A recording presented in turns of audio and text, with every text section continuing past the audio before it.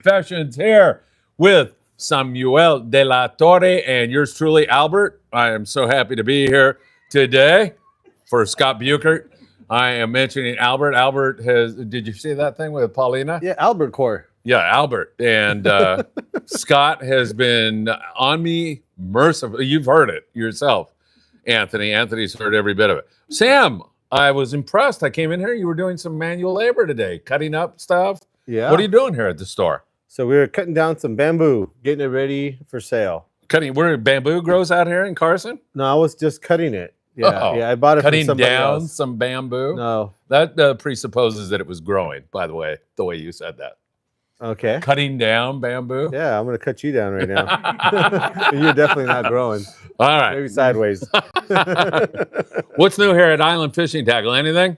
Everything. Look at our new coastal area. It continues to grow. We actually got 5 new Lucky Craft colors in today.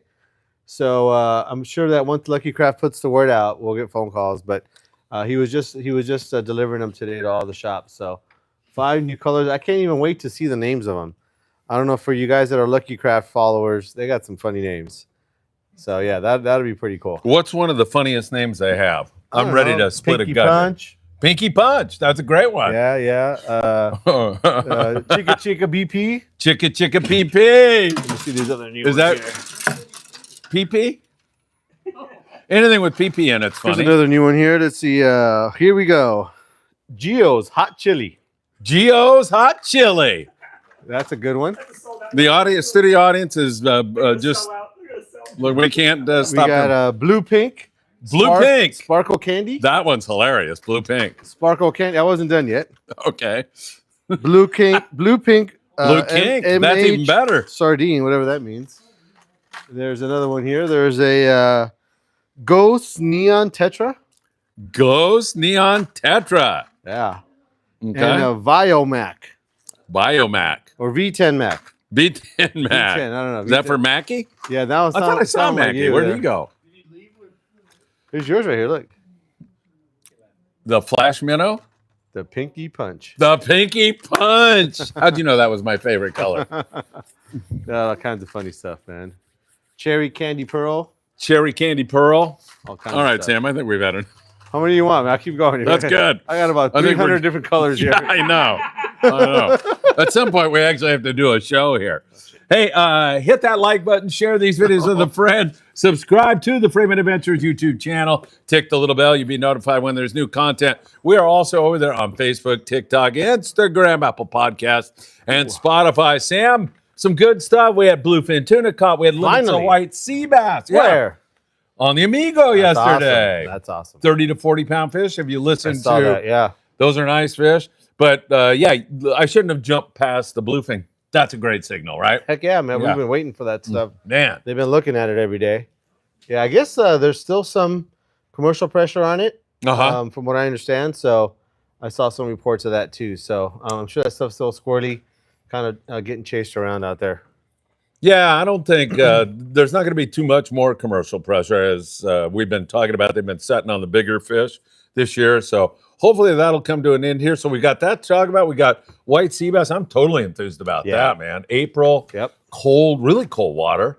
And we've already got limits of white sea bass. The Ghost had limits out of 22nd Street, and Mark Paisano Jr. had limits. So that's really good stuff, man. Yeah, halibut bite at Channel Islands too. Had a few customers come through and talk about how that halibut bite is still going on, and bigger fish being caught on the flukes still. So, of course, we sold out on flukes this past week, but we're going to get restocked on those too. But that's encouraging to see those fish eating artificial too. So that's real good. Yeah, and incredible lingcod fishing. You start with the Pacific Voyager.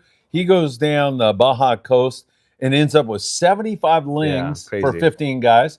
And a lot of it on bass gear with swim baits. Shallow water. Yeah, so much fun. Then you can jump up to Santa Barbara, the Coral Sea. Yep. They had 50 big lings up there. David Rosenthal from Angler R Pliers was out with a private boater. They had 25-pound ling, a 22-pound ling. Who else was on the ling cut? I mean, it's been all over. The Black Pearl up there out of Verges in Morro Bay. He had 55 ling cod. It's been an exceptional year on that. On the ling cod for sure. Yeah, that the one customer today was talking about the Coral Sea as well. So maybe they're on the same trip. But yeah, that's pretty cool. He said it was really easy fishing. I mean, whether you were fishing a jig or a plastic or a bait, it was pretty full speed, even to the point to where the captain said, "All right, guys, that's enough. We got to drive away from this ling cod. We got to go catch something else." So, Yeah. really good fishing. And we had such a great trip on the Island Spirit. It was just as perfect as you could have wanted it. Principally, or not principally, but man, the weather was such a nice surprise because it had been really snotty. Yeah. And I thought there'd still be that residual swell. We didn't even see that. Didn't look like it. Sunny, warm, beautiful. It was just really good stuff. And people had limits of fish. And it was an exceptional day on the water. And I don't know, do you do a lot of freshwater stuff here? Not a lot, no. Okay, well, Diamond Valley Lake, man, a guy sent me all these photos of the pre-spawn bass bite, and that looked exceptional. Yeah. So all kinds of good stuff, man. Yeah. I mean, a lot of the local kind of park lakes, too, are starting to get more bass being caught. I mean, those bass, it isn't like they move in. I mean, that's only so much water there and so many fish, but definitely there's some activity going on there. We're just making a bite. Yeah, for sure. Pending record at Diamond Valley, too. Pending, like, state record? Or? Yeah, largemouth record. Wow. Yeah, that's pretty cool. Yeah. That must have been part of that news. Maybe those two guys that sent me those, because they had some really nice fish. They look good. By the way, that's Tyler Tanaka out there chiming in, and he's going to join us in a little bit and give us a on the spot. Well, not on the spot. He was there on the spot a few days ago. He's going to give us the Mission Bell Mafia's perspective of what's going on at the Coronado Islands. Sounds like some cold water there, but I will defer to Tyler in just a little bit. All right. You want me to read a couple comments? Yeah. All right. Halibut man, Mitchell, he just hates albacore. He says, boo, albacore. Who would rather catch an albacore or a bluefin tuna? You are free to chime in here on this for sure. Mike Krinkovich. Hold on, kids. Get ready for a fun ride. Here's Sam and Phil. But, oh, no Scott. What a shame. Darn it. That was fun last week with him, wasn't it? We had such a good time. We had a crowd here. God. It was like 12 people And here. it was him. Yeah. Everybody really, they yeah. love Scott, and he was so generous and kind. He's on a little bit of a different role here today, man. He's been pestering me all day long. But you know how Scott is. So he's hopefully doing well, doing better than he was about 2 hours ago. Doug Tilk. Doug, I was wondering where the heck you were. Hello, Sam and Phil. I figured you were at Lake Havasu. Got here this afternoon. Fishing starts on Tuesday. Weather 85 to 90 and no wind. I'm jealous. Have a great show. Hope to all photos coming. The smallmouth are biting. Yeah, send me some photos for sure. Are you a bass guy on a freshwater lake or not at all? No, I mean, I just don't get out doing that. I mean, You've done it before? Not really, not too much. Take the kids out, but I mean, I wouldn't be opposed to it in any way. No. It isn't like I don't like it or, feel like it's not worth going for, but it's just not something I've really been exposed to a whole lot, I guess. Yeah. When's the last time you were out fishing, Sam? Fishing was probably, on a boat, probably wasn't since November. World Star? Yeah, I would think so, yeah. And your next trip is on board the El Dorado, right? El Dorado coming up this weekend. Oh, okay, good. Yeah. You guys more than likely are heading to Nick? But yeah, that's kind of his program this time of year. And I know that they've already gone down there and done really good. Caught limits of all the rock cod and a bunch of ling cod too. So I'm sure that's probably where we'll be headed. All right, Richie Rich. Man, didn't I just see you on the morning briefing, Rich? And weren't you saying the same thing? Hit the like button. Thank you for reminding everybody about that. That is Sarge saying hello to everybody. Doug Tilk. Hey, Phil, say hi to my best friend, Bill Genta. Oh, my God. Really? I haven't seen Bill Genta for, 50 years. Let me think. Probably 55 years. I think I went to grammar school with him. That's freaking wild, Doug. That is wild. Tell him hi for me. Mike Krinkovich. I miss Danny and the Michael Limon stuff at 22nd Street, but I was watching the SpaceX launch. Why would you watch the SpaceX launch when you watch the Danny Kadota Show? And the 15-plus gray whales and 1,000-plus dolphins. Go get them, Sam and Phil. So I think he's talking about Point Vincenti. And they sit up there, the scientists, and they log how many gray whales go by there. And Mike likes to go over there all the time. So that's a lot of, I'm assuming, northbound gray whales heading back up from the warm water lagoons of Baja California. By the way, we were down in Ensenada. I took him down there. He hasn't been to Mexico for 20 years. And he's just like, what the heck? This is like the best. You know, it's calm, it's peaceful, it's fun. Yeah. And we did a lot. We ran all over the place. Saw a lot of good people. Carlos Cortez. Well, we didn't see Carlos actually, but we spent time with Paulina, and it Did you guys was catch really anything good. that day? You guys, I saw he was fishing on one of He the videos. lost. Well, go ahead. Oh no, you can actually, but I lost a surf perch. big barb perch. The waves just throwing in the rocks. Yeah, it seemed like it was a little rough where you guys were at. Yeah, it was a little bit. Kind of like those river rocks, kind of. Yeah. Yeah, I had yeah. about 20 of those lucky crafts. I think I would. Yeah, really. Yeah. And not fishing 10-pound with them. Yeah. That's true. All right. Yeah, no, but that was fun. That was Playa Saldamondo where we were. That's a great. Have you been there? I have not. You got to hit that when you're going to Yeah, Ensenada. it looked pretty cool in the Just video. drive down there Yeah, and yeah. check it out. And George Saldamondo, the owner of the place, is just a super great guy. Tyler Tanaka. Hello, Mr. Tilk. I'm sorry I missed you tonight at Sam's shop. Emmanuel Navedo. Hi from Florida. My daughter Clara says hi. Clara, thank Kiara. you so much. Oh, I'm sorry. Kiara. Kiara, forgive me. Kiara, thanks for joining us. Emmanuel, hope you're doing well in Florida. Just talked to my son Patrick in Florida just a moment ago before I got in here. So we send all our best to all you folks in Florida. And Kiara, nice to have you with us here tonight. David, Havasu smallmouth hitting good on soft plastics. Yeah, we have a lot of guys that go over there and fish like the small kitex, the hookup baits, any of that kind of small stuff. This time of year too, man. It's usually a lot of fun. I know guys that go there like for spring break, that type of thing, and they have a really good time fishing that smallmouth. That smallmouth is, you know, I have caught a few little ones fishing up there at where was that, up there by Lake Kachuma or something like that. Yeah. And they are kind of a scrappier, you know, bass. So I imagine that's a lot of fun. All right, good stuff.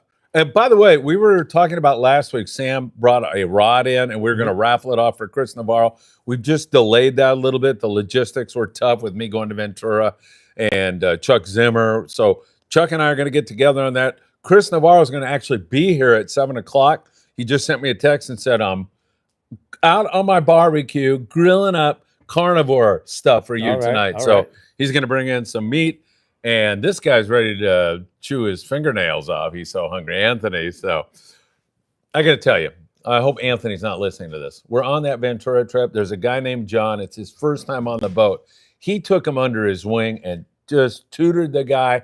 The guy absolutely loved it. Signed up for our next Island Spirit trip. Man, good job, Anthony. He doesn't like being on camera, but if you want to stick your head in there, you're more than welcome to do it. He does not. But he did just a fabulous job. Cargo 91. Hello, gentlemen. I have spooled I have on. a question. I have a question. Thank you, Sam. I need all the help I can get tonight. Spooled all my reels last year, but was not able to get the line wet. Are they still okay to use them this year? Thank you. Yeah, for the most part, you shouldn't have a problem with that. I wouldn't have any problem with that. You know, one thing you want to kind of like look for, I guess, is depending on how you stored them, if they have some memory. Sometimes if you store them in a place where there's like, you know, a lot of varying heat, like in your garage or something like that, which most of us, that's where you're going to be storing a lot of your fishing tackle, is if it has a lot of memory, you may consider changing it out. But one of the things you might try doing before you do that is you can stretch the line. Now, I'm not sure if you have like a short top shot of like, you know, 50 yards, or if it's like 300 yards of line, you're not going to be able to go down the street and stretch that out. But if it's a shorter top shot, something that's 50 yards or less, and you can get that, you know, hooked up somewhere, even if it's not the whole amount. And basically what you're going to do is just tie a hook on the end of your line and then hook that to something, and then you'll be able to pull on it. And the line's going to stretch quite a bit, but you'll see that it goes from a coiled kind of state to a flat state. And if it does that, I think you'd be more than okay. All right, very good. And we will be, I don't know about Sam, you're not going today at the docks, are you? Are you I'll going be down there to fishing. wander around? You're going to be, oh, that's right. Yeah. So Sam will be sending reports into us. We'll see how the great trip that goes on the El Dorado. You'll find me wandering around day at the docks with Anthony, and there's going to be a big reunion down there. Scott Buchert will be at the Friends of Rollo booth. Make sure you go over there and harass him for me, please, because he will be harassing me that evening. He is weaseling his way into dinner with Paulina, her mom, Anthony, and I. So I don't know how we're letting that happen, but he's going to dinner with us also. It should be fun. We'll see you a day at the docks on Sunday. Good evening, gentlemen. Isaac says, Isaac, good to see you here, my friend. I know you're busy with the kids on the weekend, so keep up the great work tutoring them in all their sports. Reggie Wynn, fantastic guy. I got to meet him at the PCS show, and it was a pleasure. He was a very generous man. He sent Paulina $20 for her birthday down in Ensenada. So, Reggie, that was deeply appreciated. Mission Bell Mafia. The next charter is Saturday, May 17th. Hope to see you at the docks. Phil, Reggie, I will see you there. I don't know where you're going to be, but I'm sure we'll run into one another there. Razarati, thoughts on the seiner quota increase? Sam? They had an increase? Yeah, they had an increase because they think the stock is in such healthy state. Yeah. I think it's a good thing. Yeah, I think that those quotas are set forth by people who are counting the tuna. Yep. And so whatever that increase has been, I'm sure it's according to that. So, I mean, from what those guys have been catching and what the spotter planes have been seeing, everyone's saying that they're seeing way more tuna this year than they have, even than the prior years that they already were seeing a bunch of tuna. And so that increase, I'm sure, is warranted. I mean, every year, I'm sure that's something that they take into consideration based on what they see and what they've caught and things like that. So I guess good for them. They make some more money this year, I guess. Yeah, right. Yeah, heck yeah. Are you still high on our Independence trip? Please tell me you are. April 21st to the 26th? Yeah, for Thank sure. you. Thank you. You're going to catch bluefin. They already caught some yesterday. Yeah, right. So you're Fingers right in line. crossed. Yeah, I don't see any reason you guys can't catch them. All right. I know that, sometimes your trips have been like on a really high or really low. But with the You weather, mean not like yours that are always fantastic? always fantastic. Yes. Yeah. But I know last year was a little bit of a challenge. Yes. But you still On our 5-day, definitely. you still caught a bunch of fish. The 5-day was It was really the other slow. one. No, it was the longer trip. Yeah. The 8-day. Well, this year's going to be much better. Yes. I think you'll be just Brian Pfeiffer, I know you love listening to the show. Captain of the Independence. Sam giving you a big plug on we didn't catch anything on Guaranteed. that last trip. Yeah. All right, who's next on this thing? Oh, by the way, I'm ready to do my albacore. I'm more than positive we're going to catch albacore now. Okay. The guy I have relied on for the last 4 years, the expert in albacore, goes through. He told me the other day, he's pessimistic. It's not going to happen. That's what he told you? Yeah, it's definitely going to happen. For 4 years, he's been saying no problem, and now he's saying it's not going to happen. It's freaking, we're done. We're not done. going to happen then. It's going to happen. He doesn't know what he's talking about. Has he ever obviously. said it was going to happen? Yeah, the last 4 years. Okay, so you know what the hell he's talking about. Yeah, He gets paid to make these assessments? Kind of. Oh, geez. Not really. Not anymore. Yeah. Danny Pan. Hey, Sam, what is an X-Wrap handle? Is it just a cork tape or an EVA handle with EVA handle with shrink tubing over it? I mean, that's basically what it is. The X-Wrap is usually what we call, a rod that has that type of heat shrink over your grip. Now, that can be over anything, really. It could be over the blank itself. It could be over Hypalon, EVA, cork tape, or even other materials. Some other materials use some type of like composite cork under there, things like that. But really, we're really more referring to what's going over it, which is that heat shrink that has those X patterns in it. All right, good stuff. Chad Christopher Klein joins us. He'll be on our 5-day trip. Evening, Phil, Sam, and the Friedman Adventurers family. I bought the Majestic Magic 8-ball fortune teller. You can use it to help answer questions. Sam, I'll bring it to you this week. Wow. Whoa. I wonder if it's the same like the one I have already. Yeah, probably. All right, Chad, looking forward to seeing you on that trip. Tyler Tanaka. Sanders were dropping nets yesterday between Ensenada and Colonette. I heard they have only been targeting big 200-plus pound schools. Any intel on the 2025 quota increases and reaching limits? It's April 7th? Okay, very good. Thank you so much, Tyler. No. It's Oh. April 7th and they haven't reached quota. Oh. Fine. Yeah. Yes. They were done in February. Yeah, but they were targeting everything last year. This year they're solely, so I think that's why it's taking It's so a long. rumor that they've been skipping over 100 and 150 pound Yes. schools and only going after giants to. Tyler is saying that they are only going after the bigger bluefin tuna. Perhaps that is the reason they haven't reached their quotas so far. Yeah. All right, perfect. David. Hey, I think this is David from Diamond Valley Lake. David, you're famous now, man. Great job on those photos. Just spawn. Anything that gets close to the nest, get hit. Yeah, they're talking about that. What do they call it? Well, fishing for bass in the spawn. Largemouth. Yeah, fishing largemouth. So they're bed fishing, they call it. Right. And so those bass will actually make a little nest where they're going to lay their eggs. Yes. And pretty much anything that gets close to them. Yeah, the mom bass dad, and the dads are guarding the nest, right? They pretty much eat whatever you put in front of them. Yeah. Yeah, I did that with my kids. I think it was Diamond Valley Lake too. I don't think we caught anything that day. A lot of times too, you can see the bass. You can see them down there. We totally saw them. And you'll see them eat your bait. Yeah. Oh, same bass, eat your bait over and over and over again. Just in that protective mode. Yeah. Yeah. Perfect. Sal Palencia. Hey, Sal, thank you for being here tonight. Sam, love your story. Your staff is awesome. Very knowledgeable. I can second that for sure, Sam.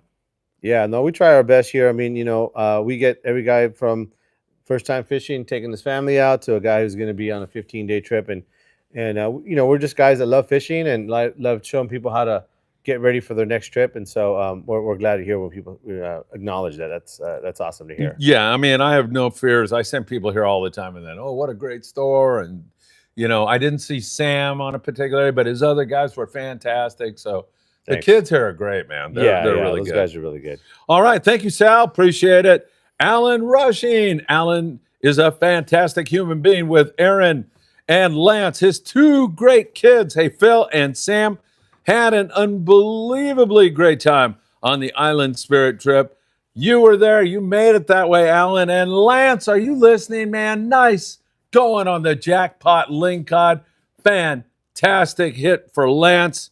Way to go, Aaron. Great spending time with you. And as always, really appreciate everything, Alan. I got you down for the May 30th trip. I got your message. Chuck Zimmer from Z Custom Rods, starring Scott Bukert. No.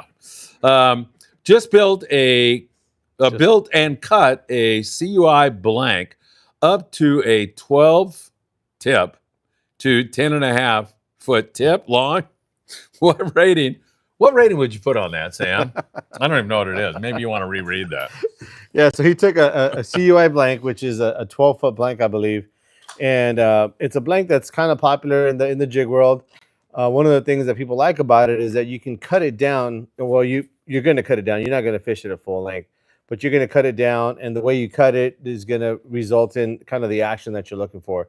What he's doing there to a 12 tip and a 10.5 feet long overall length is a real common configuration. And most people would put a rating of like 20 to 50 on something like that. The rod itself, once it gets done, is a super heavy rod. I mean, I don't know if you ever messed around with those old Harnells or. Oh, yeah. So they kind of feel like that, almost like a telephone pole. You can fish them on either side of the rod almost. Those things are so parabolic. But yeah, Chuck, if I'd probably just put a 20 to 50 on that rating for that rod. Chuck Zimmer, good to see you, Chuck. Thursday. Maybe I'll see you Thursday for the Rod and Gun Club extravaganza in Redondo Beach, California. David Rosenthal from Angler R Pliers. David had a phenomenal trip in the Channel Islands with big lings. We've been talking a lot about that, David. Good evening, fellows, and the rest of the Friedman Adventures family. David, thanks for that great report. We really, really loved seeing you catch those big lings and reds. Rob S., what about lead core with a snubbed and 8-pound test with a flatfish for trolling for trout? What about that? Yeah, I think that's great. That's a pretty common one using that lead core line. I know that those flatfish is one of them, but a lot of guys will troll like a small Rapala, kind of the real small ones, or those Yozuri has those pins minnows or those smaller little trolling lures like that. But I know that old school lure probably catch the same amount of fish too. All right. That David was not the gentleman from Diamond Valley Lake. He wanted me to guess who he was, but now he has manifested himself and tells us it's Davy's Lures in Lake Havasu. Thank you, Dave. I was just saying to my friend Anthony, where the heck is Dave? And here he is, man. He pops up on the show. Thank you. Sam, rod recommendation for an Abbott SXJ Raptor and braid line. Ask our good friend Isaac. So Isaac, pretty versatile reel. So it really kind of does depend on what you're going to use that reel for. The only limiting factor is that it is their smallest offering, so it's going to hold the least amount of line. But a lot of guys use that reel for fly lining locally. You can put some 30-pound braid or even 50-pound braid. But, I mean, it's got the amount of drag. You can probably put 80-pound braid on it. You won't get a whole lot on there. And so it really kind of depends on what your target is. But that reel would fit with a rod anywhere from 15 to 30 all the way up to 30 to 60, depending on what you wanted to do with it. I know that some guys take that reel and fish, like even down in Mac Bay area for those groupers, because they don't need a whole lot of line. And also a guy might fish, fly line, light line for tuna with maybe some 30-pound braid, and need a little more line for that situation, and you probably fish a little bit lighter rod. So it's a very versatile reel. Unfortunately, the rods aren't as versatile as that reel is, and so you kind of really have to zero in on what kind of fishing you want to do with that. Of course, most people are going to say, well, I want something that'll do everything, and so maybe something that's more like a 20 to 40 rating would be a good match for that reel, and probably fill that thing up with some 30 or 40-pound braid. You know a guy named Noah Hernandez? I do. He just wants you to know that he hopes you're doing well. I am doing well. Thank you, Noah. When did you talk to Noah? I just saw him right here in the chat. Oh, okay. Pretty good, right? Where's he at? He's, there he is, Noah. Yeah, the next guy there. Right. Noah's a good dude. So he put the flooring in on the store here. Oh, really? Yeah. Did a great job. Yeah, I'll tell you that. Noah, thanks for being here tonight. Really appreciate it. He's a flooring professional. Chuck Zimmer says 2 weeks to the next rod giveaway right here on Tackle Shop Confessions. Might have a reel in the mix. We're for sure going to have a reel. Maybe 2. Maybe 16. Maybe 3. Who knows? Yeah. I bought a ton of those Snoopy what kind of rods. reel would you guys rods. like? Snoopy rods. Why don't you ask the guys what kind of reel they'd like? I don't care what they want. They get what we're raffling. All right. I mean, whatever the giveaway is. Yeah. I'll defer to Chuck Zimmer on that. Z Custom Rods. I get $2 every time I do that. Do you? Yeah, I think I'm up Say to $4 about now. 5 times. Z Custom Rods. Cargo 91. Z Custom Rods. Man, I'm going to get enough money to get home tonight on my gas here pretty soon. Cargo 91. Z. I'll stop. When are those tungsten steel jigs gonna be here? Damn it. Well, we still have them. We had them last week, and the week before that, we had them at the show, and the show before that. So we still got them here. I know that there are some larger sizes. If you're asking about that, those are going to be coming later this month. But we do have a bunch of those 180 gram from Daiwa and also from BFT. But we are going to be getting some also from a Major Craft as well. And so, but we'll be getting some larger sizes in the 220, 250 size, something like that. Maybe even up to 300 or something. I forget the sizes I ordered them in. But yeah, just be prepared on the price. Those heavier jigs are going to be up in that $90 range or so, something like that. 80, are they? $80 or $90, yeah. Yeah, what about this tariff foolishness? Is that going to drive the cost up even more? They'll be like $800 Yeah. after that, yeah. No, I think we're going to clear this first round of tariffs, but I would imagine that the stuff coming in later this season, the price is going to be different. Like so, $120 for a jig or maybe, something. You know, it could be, right? Well, but then it's all going to be relative, you know. I mean, for a jig that you normally pay $40 now, it might be $60. That's true. So everything's going up, at least for the time being. I'm sure it's going to go back down at some point, but we'll see what happens with that. Yeah, they were predicting it should go down like by 2031. Everything will be settled by then. No, who knows? That's the wild ride we're on right now. That is for Easy sure. to say for a guy that doesn't fish. Yeah, really. Well, my equipment's going to go up. Yeah, I heard like an iPhone, the cost that Apple has into an iPhone is like 400 and something bucks right now, and they sell it for 1,100. It's going to be 850 now to assemble it and do all that. So you can imagine what the price of that's It'll be gonna the go same. to. It'll just be the added tariffs. Yes. Yeah. Yeah. So I'm actually thinking about getting a new phone just for that reason. You mean I was thinking about it too. Upgraded, yeah.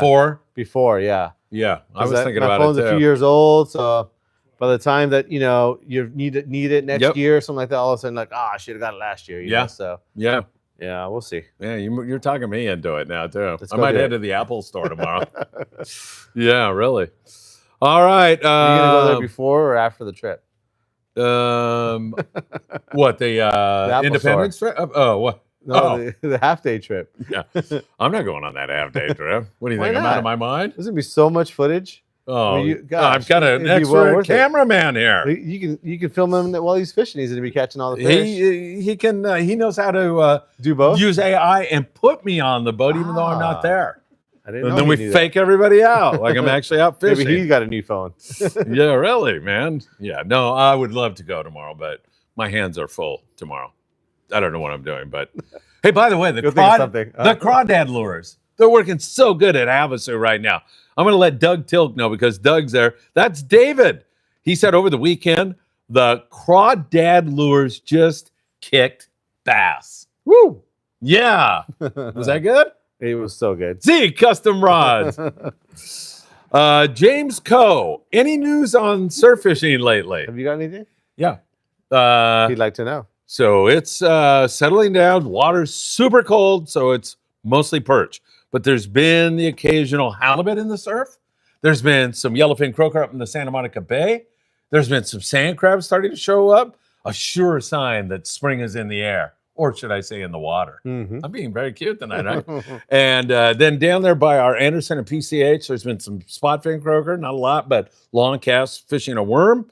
And what else can I tell you? Down there, Bolsa Chica has been mostly perch, not wide open, kind of slow. Anthony was there the other day, and his first cast, he caught a tiny little perch and then nothing after that. We thought it was game on. But our guys have been reporting some pretty good halibut fishing, actually. Yeah? So I would imagine, those guys are probably fishing from Redondo to Long Beach or something like that. Yeah. I usually don't pry as to like where I exactly know, they're fishing. I know. Just kind of give them their space. But I know we've been selling a lot of, smaller white plastics. The Lucky Crafts continue to sell. So it's definitely been biting for sure. For the most part, right around the Grunion run, that seemed to really have picked things up. And so we should have another one of those coming up in a couple weeks, right? I think like soon. Maybe next week. Yeah, I think so. Yeah. I think so. It's full moon next time, right? Because it was new moon last time. So yeah, whenever the next full is, for sure. David, I love you. Alcantara, he wants to know, is there any albacore updates? David, coming at you soon. He just made the prediction today, right? My albacore expert says there's not going to be any albacore. I'll let the cat out of the bag. Yes, there's going to be so much albacore this year. It's going to be incredible. But I'm going to back it up with the same usual facts, logic, and statistics that I'm so well known for when I make all these erroneous predictions in the past. So I just want to make sure I have all my ducks in line for that. Alan Rushing. Lance knows how good an angler Jolene Thompson is and could not believe he was in a way off of the jackpot with her. She is always so gracious to my boys. Super angler, even a better person. Yeah, it was dramatic. That giant whitefish from Jolene Thompson, who was a joy to have on our trip. And then Lance, Alan's son. It was great. And Jolene, yeah, like he said, gave him a big hug and said, congratulations. So happy to see Lance win it. There couldn't have been anybody on the boat that I wouldn't want to win. Daddy's cool. Hey, I actually got that right. Almost. Dad's cool. Dad's cool. All right. I'm close, though. You're so close. Because I would have said, like, Dad's cool. That's what you always say. Yeah, all the other exactly. times. And then you help me out of it. Yeah. Good evening, gentlemen. So I feel kind of vindicated tonight. I'm looking at buying a Z Custom rod, the Penn Visix Reel. Is the 16 big enough for 100-pound, or should I step up to the 20? Also, this will be my heaviest setup. Thank you. Thank you. No, that 16 is definitely big enough. Obviously there's some things to think about. If you're going to go on a 15-day trip or something like that, I definitely would probably urge you to get something bigger. But for this local bluefin, from what we've seen the last couple of years, and those seiners are catching all the 200-pounders, so we're not going to have as many of those, I guess, this year. But Yeah. but the 16 is definitely good size. The one thing I would do is maybe upgrade to the bigger handle that comes on the 20. But by the time you do that, you're paying more than you would before the 20. So if you're looking at just kind of a cost thing, I would probably just go with the 20, because with the upgrade of the handle, you're actually going to be into it for a little bit less money. And in fact, for whatever reason, the last 2 weeks or so, that 20 has been a hot reel. Mhm. Whereas last year we didn't get too much call from you guys. Are either buying a 16 or a 50, like for long range. Yeah. But a lot of 16s last year, and this year it's a lot of 20s. Yeah. Huh. So I'm not sure what the. Do you ever what try to the figure vibe that is. out, or do you? No. It's so hard. I mean, you tried it because you want to have things in stock. Yeah, right. And it just so happens that we got 20s in stock right now. But normally it's like, you just don't get asked for them. So I think the 20s that I have now, I probably had for most of last year, at least the last half. And all of a sudden it's a hot reel. They're So the now hot- in my mind, I'm like, oh, I got to order a bunch of these 20s, but it might only be a 2-week thing. We'll see. Yeah, that's awesome. It's All definitely right. a hot size. Red Pill. Good evening, gent. Sam, what reel would you pair a baby Alua with? Trinidad 20. That baby Alua is a little bit on the lighter side, but it's still a jig rod. You could put a smaller reel on there, but for me, if you're going to be throwing iron and trying to catch a yellowtail, that Trinidad 20 is pretty hard to beat. All right, cool stuff. Current Jam, I'm for that raffle, a reel to match those rods. Look what you There you started. Chuck Zimmer. Jonathan K. Daddy's cool. I'm selling a Vizix 20 in silver if interested. There you go. Never fished with. Alan Rushing. Anthony, what did you think of the Bubba grip on the fishing rod? Now they just need to make a rod with a fillet knife in the handle. He loved it. There you are. Larry Grego, Phil, Sam, and crew. Good evening. What size Duran reel clamp for the SS 990 first generation with factory X-Wrap? SS 990. This is, if you I'm get not stumped, sure. this is the first time. Huh? That's a large bat, right? This is a Super Seeker 990, maybe. I've That's what he's never talking seen- about. Okay, there you go. So that Super Seeker 990 is a pretty smaller. It's actually a smaller diameter rod. So if you're talking about the reel clamp now, it's probably going to be, depending on what you have on it. You said you have a factory X-Wrap. I'm guessing you're probably going to be into the smaller size. But what I would do is, go to a shop. Go to a shop that has all three, and you want to get the one that does fit it the best. But if you have to order it online, if you live out of town and just can't get to a shop or your local shop doesn't have any, get the middle size just in case. If you go a little bit bigger, that's going to be okay most of the time. You can't really go smaller. And so, without really having the rod in hand, the best thing to do is to go to a shop that has all three. If you're close to us, we do. But if you don't have something like that, maybe just get the middle size one and you'll be okay with that. Fantastic. Hit that like button, please, ladies and gentlemen. Tyler Tanaka with his firsthand observations on the Coronado Islands coming up a little bit later in the show. Dzung Duong, a fine gentleman. Welcome to the show, my friend. Hi, Sam and Phil. Sam, what do you hear about price going up on the new Penn Fathom electric reel kit? Everything's going up. Everything's Whether it's going an electric reel, a Penn reel, a Shimano reel, a Daiwa reel, I would imagine every reel is going up, even an American-made reel, because they're sourcing the steel and the aluminum and things like that they make parts for from overseas. So I would imagine everything's going up, Dzong. But I also would urge you to look at maybe a reel, because from what I understand, you're probably going to be fishing this on the party boat, is maybe looking at a reel that's a little bit lighter. I know that those Daiwa Tanacon 500s are probably going to be your lightest weight reel. Those Penn Fathoms are definitely nice reels, but with the integrated battery, they are kind of heavy. So look at the weight of the reel as far as what it's going to be with the battery in it. But regardless of what reel you choose, which reel you go with, it's going to be more expensive at some point. Like today, a guy asked, well, when are the prices going up? Well, I don't know. Some of the prices have already been told to us as far as them going up. So some things are already technically up. in motion. Yeah, we haven't really changed any prices in the store.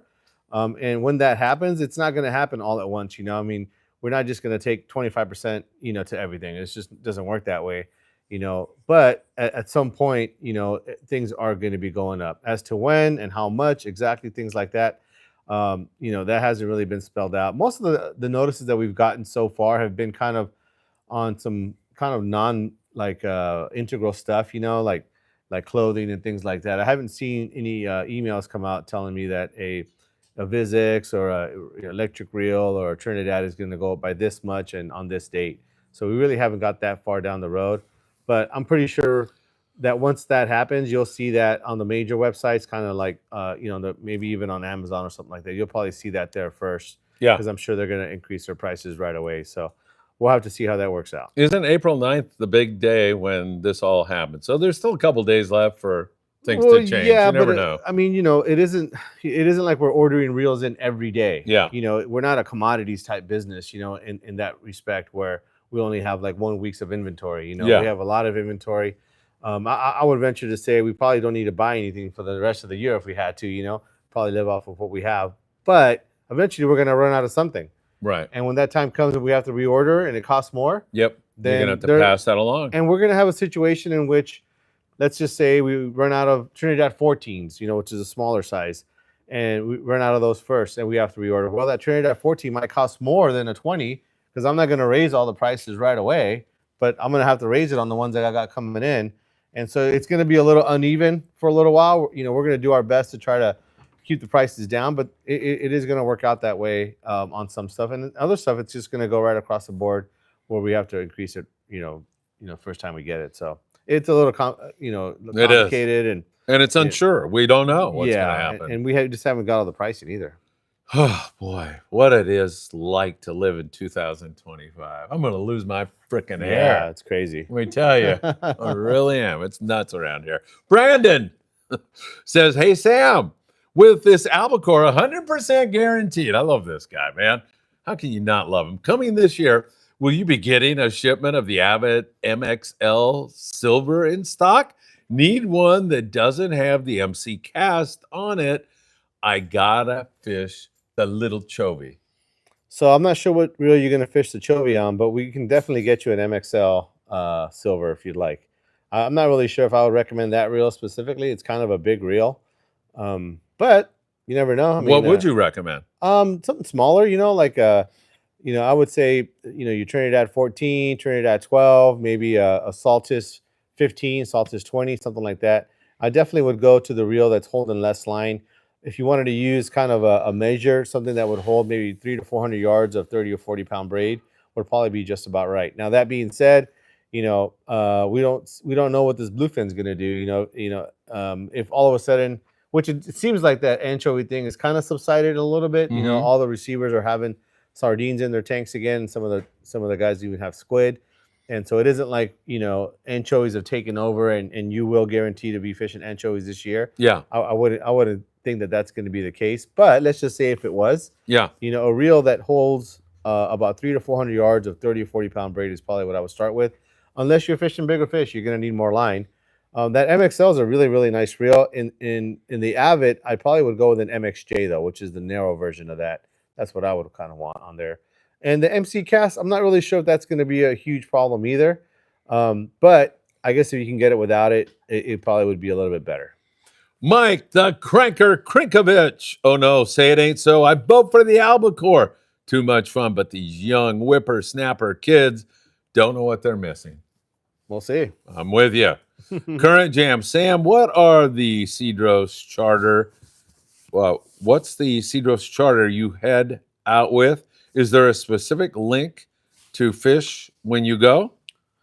Not to fish when I go, but we do fish with Cedros Sportfishing, which is commonly known as the Rosie operation. And that's who I go with. We do 2 trips a year, one in May, one in September. The one in September is usually the one that I go on. I think right now at the time it's full. These trips are kind of a little hard to get on. There's only 12 people on each of these charters, so to speak, because that's how many people the plane will accommodate. And so to get on that trip, you pretty much have to get on it now for next year. And even then, it's kind of a waiting game because the people who are on it right now are going to have the first right of refusal. So it isn't until one of those people decide that they're not going to go next year that you will have a chance for next year. So if you're interested in going, that's kind of the approach I would take if you want to go with us next year. All right, speaking of Mexico, we are doing a trip to Ensenada on September 19th to the 21st. If you'd like to get on the list, we have over 30 people on that list now. Send me a text at 657-227-6459. We're going to go down there, meet up with Paulina, fish, do the whole restaurant thing where the locals eat. It should be a lot of fun. Mike Krinkovich says, Sam, you're going to have to stock up on the number 4 hooks, man, for these albacore. Also too with that is look at the wire size. So I think we've talked about this a few times, but when you take a number 4 hook, 94 150 versus an owner Mutu, much different in sizes. One of the hooks that I would kind of recommend you guys check out is going to be the Gamakatsu live bait hook. They have it in a size 2, also even in a size 4, but that size 2 from Gamakatsu is probably going to be the choice hook. That's the one I would be using in the live bait series. And they even have one in a live bait light. If you're going to use like maybe 12 to maybe 20 pound test, it might still hold up. But that live bait standard in a size 2 is probably the one that I would look at. Thank you all for making tonight's show so good. It's all you guys. We really appreciate it. Sam and I here live from Island Fishing Tqckle. Please hit that like button. David wants to know any word on San Clemente Island. We're waiting for the swell to calm down a little more before we head out that far. It's been nice weather here the last few days. Really nice. I know the El Dorado was there, limits of sheephead and a bunch of rockfish the other day. Have no idea where these sea bass are being caught. You, I don't want to know. Yeah, I don't want to get involved in that. Then you got that crazy guy on the Ghost chasing around the landing with a fillet knife. Just kidding, Sean. Just kidding. All right, Dezong Duong. Hi, Sam. What do you think about people saying the 80-pound Seagar threadlock hollow braid is better for casting jigs than the 65-pound solid braid Power Pro? Not sure. I mean, I know that some people do like fishing that threadlock on spinning reels. It might give you a little bit better cast. I think in your case, I know you're setting up for the Sea-Joe's trip with the jigs that you're casting. They're a lot heavier than like your small popper. And so I wouldn't be too concerned with castability with that. I know we just kind of set up your reels the other day. I wouldn't go out and change all your line based on that. There might be a slight advantage at times with some smaller lightweight lures, but not enough for me to recommend that you change it for Sea-Joe's. I think the reels, that the way you have them set up now, you should be really good. And that 65-pound Power Pro casts just fine. The bigger, there's going to be other factors, like for instance, how big your reel is. The bigger the reel, the less it's going to cast because of how much spool it has to go around. Things like that are going to be probably a bigger factor. But those 14,000 size reels that you have are going to be just fine with throwing Tatty 45s and 7Xs. So I wouldn't get too concerned with what you have on your reels. All right, great stuff. Frankie Sanchez. Frankie, thank you for being here, my friend. Hey, fellas, I hope all is well. I'm going on the Native Sun on Saturday. Do you guys have any tackle recommendations? Let me just say that the Native Sun ran a charter today. George, who's the galley cook on board the Amigo, chartered the boat for all the guys at Bass Pro Shops. He works in the Irvine store. Guy just is a workaholic. He's all over the place. They had a 6.5-pound bass, sand or calico? 7 calico. Oh, a 7-pound calico. Wow. That's a nice one. Yeah. So they had a 7, and they had limits of rockfish. Of course, Wednesday through Sunday, the Native Sun out of 22nd Street focuses on mostly halibut and bass. That's their derby right now. But today they did rockfish. Sam, I've heard 20-pound fluorocarbon, maintaining contact with the bottom, so a variety of sinkers up to 12, even 16 ounces in case you have wind current, and the depth is pretty great. Anything else you'd like to add to that? Those flukes, any of those flukes, I mean, that really has been kind of the secret for uncertain days. Besides that, maybe your size 4 trap hooks for your halibut fishing, but just what Phil was just saying. I mean, lighter line. Not really that light, I guess, 20-pound test, but yeah, but somewhat lighter line than that, and I think you'll be okay. But maybe add those flukes, and you'll be kind of well rounded out. Yeah, Frankie, and Cliff Hughes was on there recently and caught a legal halibut. He said, a smoking hot bait. Nothing wrong with taking your time and choosing a really good hot bait. Verde Green, sup guys? I just got a Tesoro 5S. What braid? And Rod, would you recommend going on the Pursuit Fishing Catalina Island? On that reel, probably some 50-pound braid filled up to the top. You're going to get about almost 400 yards on that reel. It's a smaller reel, but it does hold a lot of line. And you can keep it in the family of Okuma and get one of their PCH rods. They have a 801 MH or 801H, something like that would probably be a good fit for that reel. All right. And again, joining us from Australia, we saw him on the Danny Kadota Show. We haven't seen him here for a while. It's great to have you back with us at Friedman Adventures Australia. Might be able to help sending reels to the U.S. to bypass the tariff. Sam, there's your man. There's your contact, man. Gray market reels, huh? Yeah. Thank you so much. Rob S., what happened to the Jim Hall Memorial May Trout Classic in Big Bear? I don't know. Yes. Rob. I don't even know what that is. To be Yeah, honest. I know that there's been a Apologize. couple of trout tournaments up there that have been canceled. I know that there were some water issues and then Oh, maybe even some other kind of organizational issues, but I really don't have a good answer for that. sorry, Rob. We'll look into that for you. I promise. David Rosenthal. Hey, Sam. Have you seen any issues with the Penn Fathom 230 where you can get drag or freeze pull, but not both? I have it, specifically to that reel. Every single, lever drag reel at some point has had some issue. I'm sure down the road with quality control or something like that. You may just have a bum reel. I don't know if it's a reel that you just bought or a reel that you've been fishing for a long time and maybe just started having an issue. You may have to maybe do some maintenance on it or whatever. But I really would have to kind of put it in my hands to kind of maybe identify a potential issue.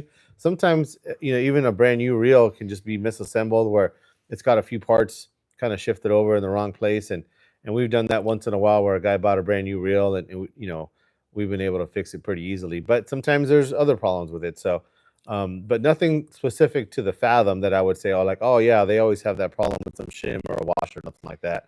It's pretty common for lever drag reels to occasionally have an issue out of the box. All right, lots of people watching tonight. Just fell below 100, but we've been up over 100 and deeply appreciate it from all of you wonderful folks. Vic says, hello, Mr. Friedman Adventures. You inspired me to go fishing. Vic, thank you so much, man. You are exactly the person we're looking for because we want to get new people into the sport, new people to get out and enjoy the great outdoors. And you sharing that really means a lot to me. Thank you so much. Welcome to Tackle Shop Confessions. And as I like to say, I hope to see you really soon. Joseph Hernandez. Good evening, gentlemen. You must not be talking about me. There's a caballero right there, but you can leave me out, Joseph. Hey, Joseph, thanks for being here. I just picked up a Talica 25 and was thinking of pairing it with a Daiwa Proteus. Is that a good pairing, or do you recommend a different rod? Thank you, Joseph. Joseph, well, there's probably 15 rods that would go good with that reel. The Daiwa Proteus is one of them. They actually just came out with a newer rail rod, but they have about 3 or 4 rail rods, and you're going to probably want to pick the heaviest of their offerings. So that's probably one thing I would recommend there. But Shimano makes a great rail rod. Okuma makes a great rail rod. Then obviously the U.S. brands like your CalStar, Seeker, United Composites, which we sell a ton of, they make really good rail rods. So with a reel like that Talica 25, a lot of guys will usually opt for a little bit higher premium rod just because it's such a premium reel. But feel free to come in and check them out, or any shop that you're close to.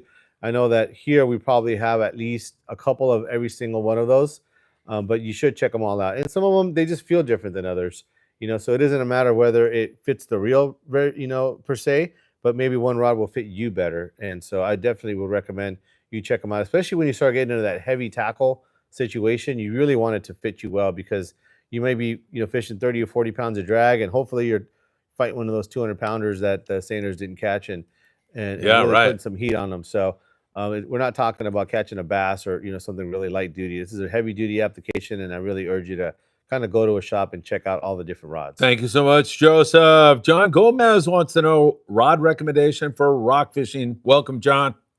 Once again, same thing. Anything that fits the reel. Usually a 20 to 50, 30 to 60 rod, 7 to 8 foot. Rock fishing doesn't really require anything really specific like casting a light bait, fly line or nothing like that. So the main difference is going to be that you're really more focused on making sure that the rod will handle the amount of weight you're going to use. And some places where you rock fish, you might only use 4 to 6 ounces up north, something like that. But most of the time you're fishing like 12, 16, 24 ounces or even more. And so you want a rod that's definitely stiff enough to at least hold that weight while you're fishing. One of the things you might consider too is that whatever reel you're setting up to go rock fishing is maybe back off on the size of the braid you're using. Obviously, you probably already have braid on your reel, but you may have a situation in which maybe you have a reel that has a little bit of room on top. If there's enough room to add maybe 300 to 400 yards of like some 20-pound braid, that's going to allow you to use a lighter weight when you're fishing, lighter sinker or lighter jig, which will allow you to use a lighter weight rod. So the rod is really something you want to kind of match to the size of weight you're using, which is going to be kind of almost determined by the size of line that you're using. So those are a couple factors that are involved there. All right. Thank you so much, John. Ricardo Ortigosa. Hey, Ricardo, thanks for being here. Thanks for the help with the United Composite blank today, Sam. Yeah, no problem, man. Just be aware. We did talk about it. You got one of the heavier rods out there. You got a big, powerful reel to go with it, but get your exercise on. We were talking about that today about he got a rod that you got to pull pretty hard on, and so I'm sure that by the time that comes, hopefully you'll put a couple reps in and with some fish, that is, and get to using that rod in the right way. Mi hijo Filipito, my son Philip, he wanted me to tell you he loves the setup he bought from you. Awesome. So he got the Almahi. Did he buy a reel from you too? Yeah. Because we went over and stood in line for, or whatever we did. Yeah. Yeah. He loves the whole thing, man. Yeah. Yeah. He's excited about this. You need to get him some Dorado color shirt and some shorts, man. He'll have the whole get up. Oh, really? What a weirdo. He'll look like, huh? I ran around with him and my grandson Bowden at the Santa Ana Zoo. You'd look good with all that on, man. People would be like, what the hell is with this guy? All right, let's see. Ricardo, thank you. Brandon is back with a follow-up question to Phil and Sam. With that very low-profile reel, does it matter if I get 2-speed on it in case a bluefin hits it when fishing for albacore or not? I need a Chovy reel, for God's sake, Sam. Can you please help Brandon out? Yeah, you don't know. I mean, we will see. It isn't so much that we're worried about how many albacore there are around right now. The anchovy is definitely a possibility that you might go on a trip in which we may be in a anchovy cycle for that week or something like that. So that's probably a bigger concern. I at this point right now, I wouldn't get too caught up in the anchovy thing. I think pretty much all the reels that you probably have been fishing, whether it's a smaller, a smaller 2-speed reel, whether it's a Talica 12 or something like that. Yeah, it's not going to cast a bait, a small anchovy, but we're going to find ways around it, and you're going to find that if you're fishing offshore on the drift, you may not even cast at all. You might even be fishing a sinker or some sort to get your bait down or something like that. So there's going to be some things. I wouldn't go too far in that direction or try to kind of anchovy eyes all of your gear quite yet. But for local fishing, I think for fishing like in the kelp beds and things like that, I think a low profile reel like a 200 or 300 size bait caster, I think that's going to be a definite must have for that kind of fishing, because you are going to have to cast, especially when you're on the anchor outside of kelp beds and things like that. When you're offshore fishing, I think you'll still be okay with, I know we were talking about those avets, and then MXL will probably work just fine. You're not really going to be casting a whole bunch. So don't get too concerned with that. And even if it has an MC cast, I think you'll still be able to catch a fish. All right. Sarge is apparently I have a bait update for you guys too. bait update coming up with Tyler Tanaka, Coronado Islands bait update, and why he is high on the Coronado Islands biting in the very near future. Yes. In fact, the guys were just talking. They fished local. Yeah, the guys were fishing local the other day on Saturday or Sunday, and they said they had sardines in there.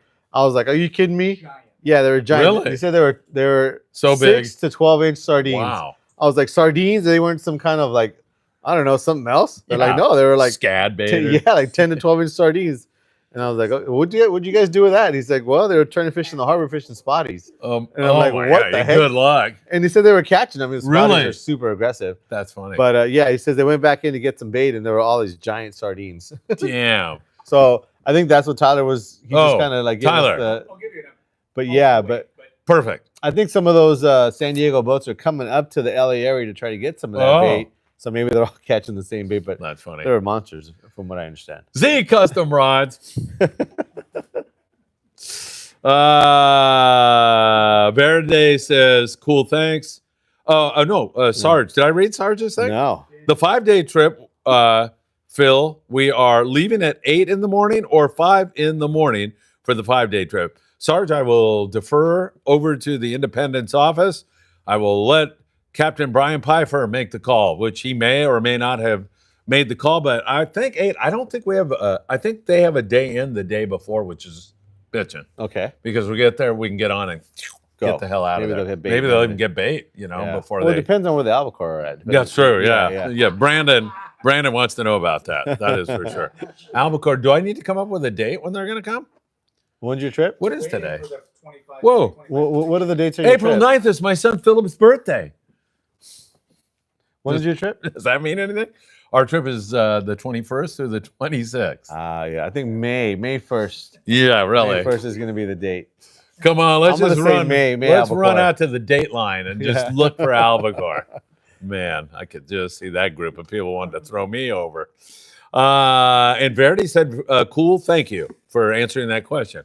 David Betroy. Hello, Phil and Sam. I caught my first albacore using a Newell G229. What is comparable to that reel for albacore? The man is feeling nostalgic, Sam. Help him out. Any of those smaller conventional reels that we have today, that Saltis 15 or 20, something like that would be really good. One of the things to think about is that, and I'm not sure exactly when you caught your first albacore, but when we were fishing mono, a 229 would only hold about 250 yards of 20-pound mono.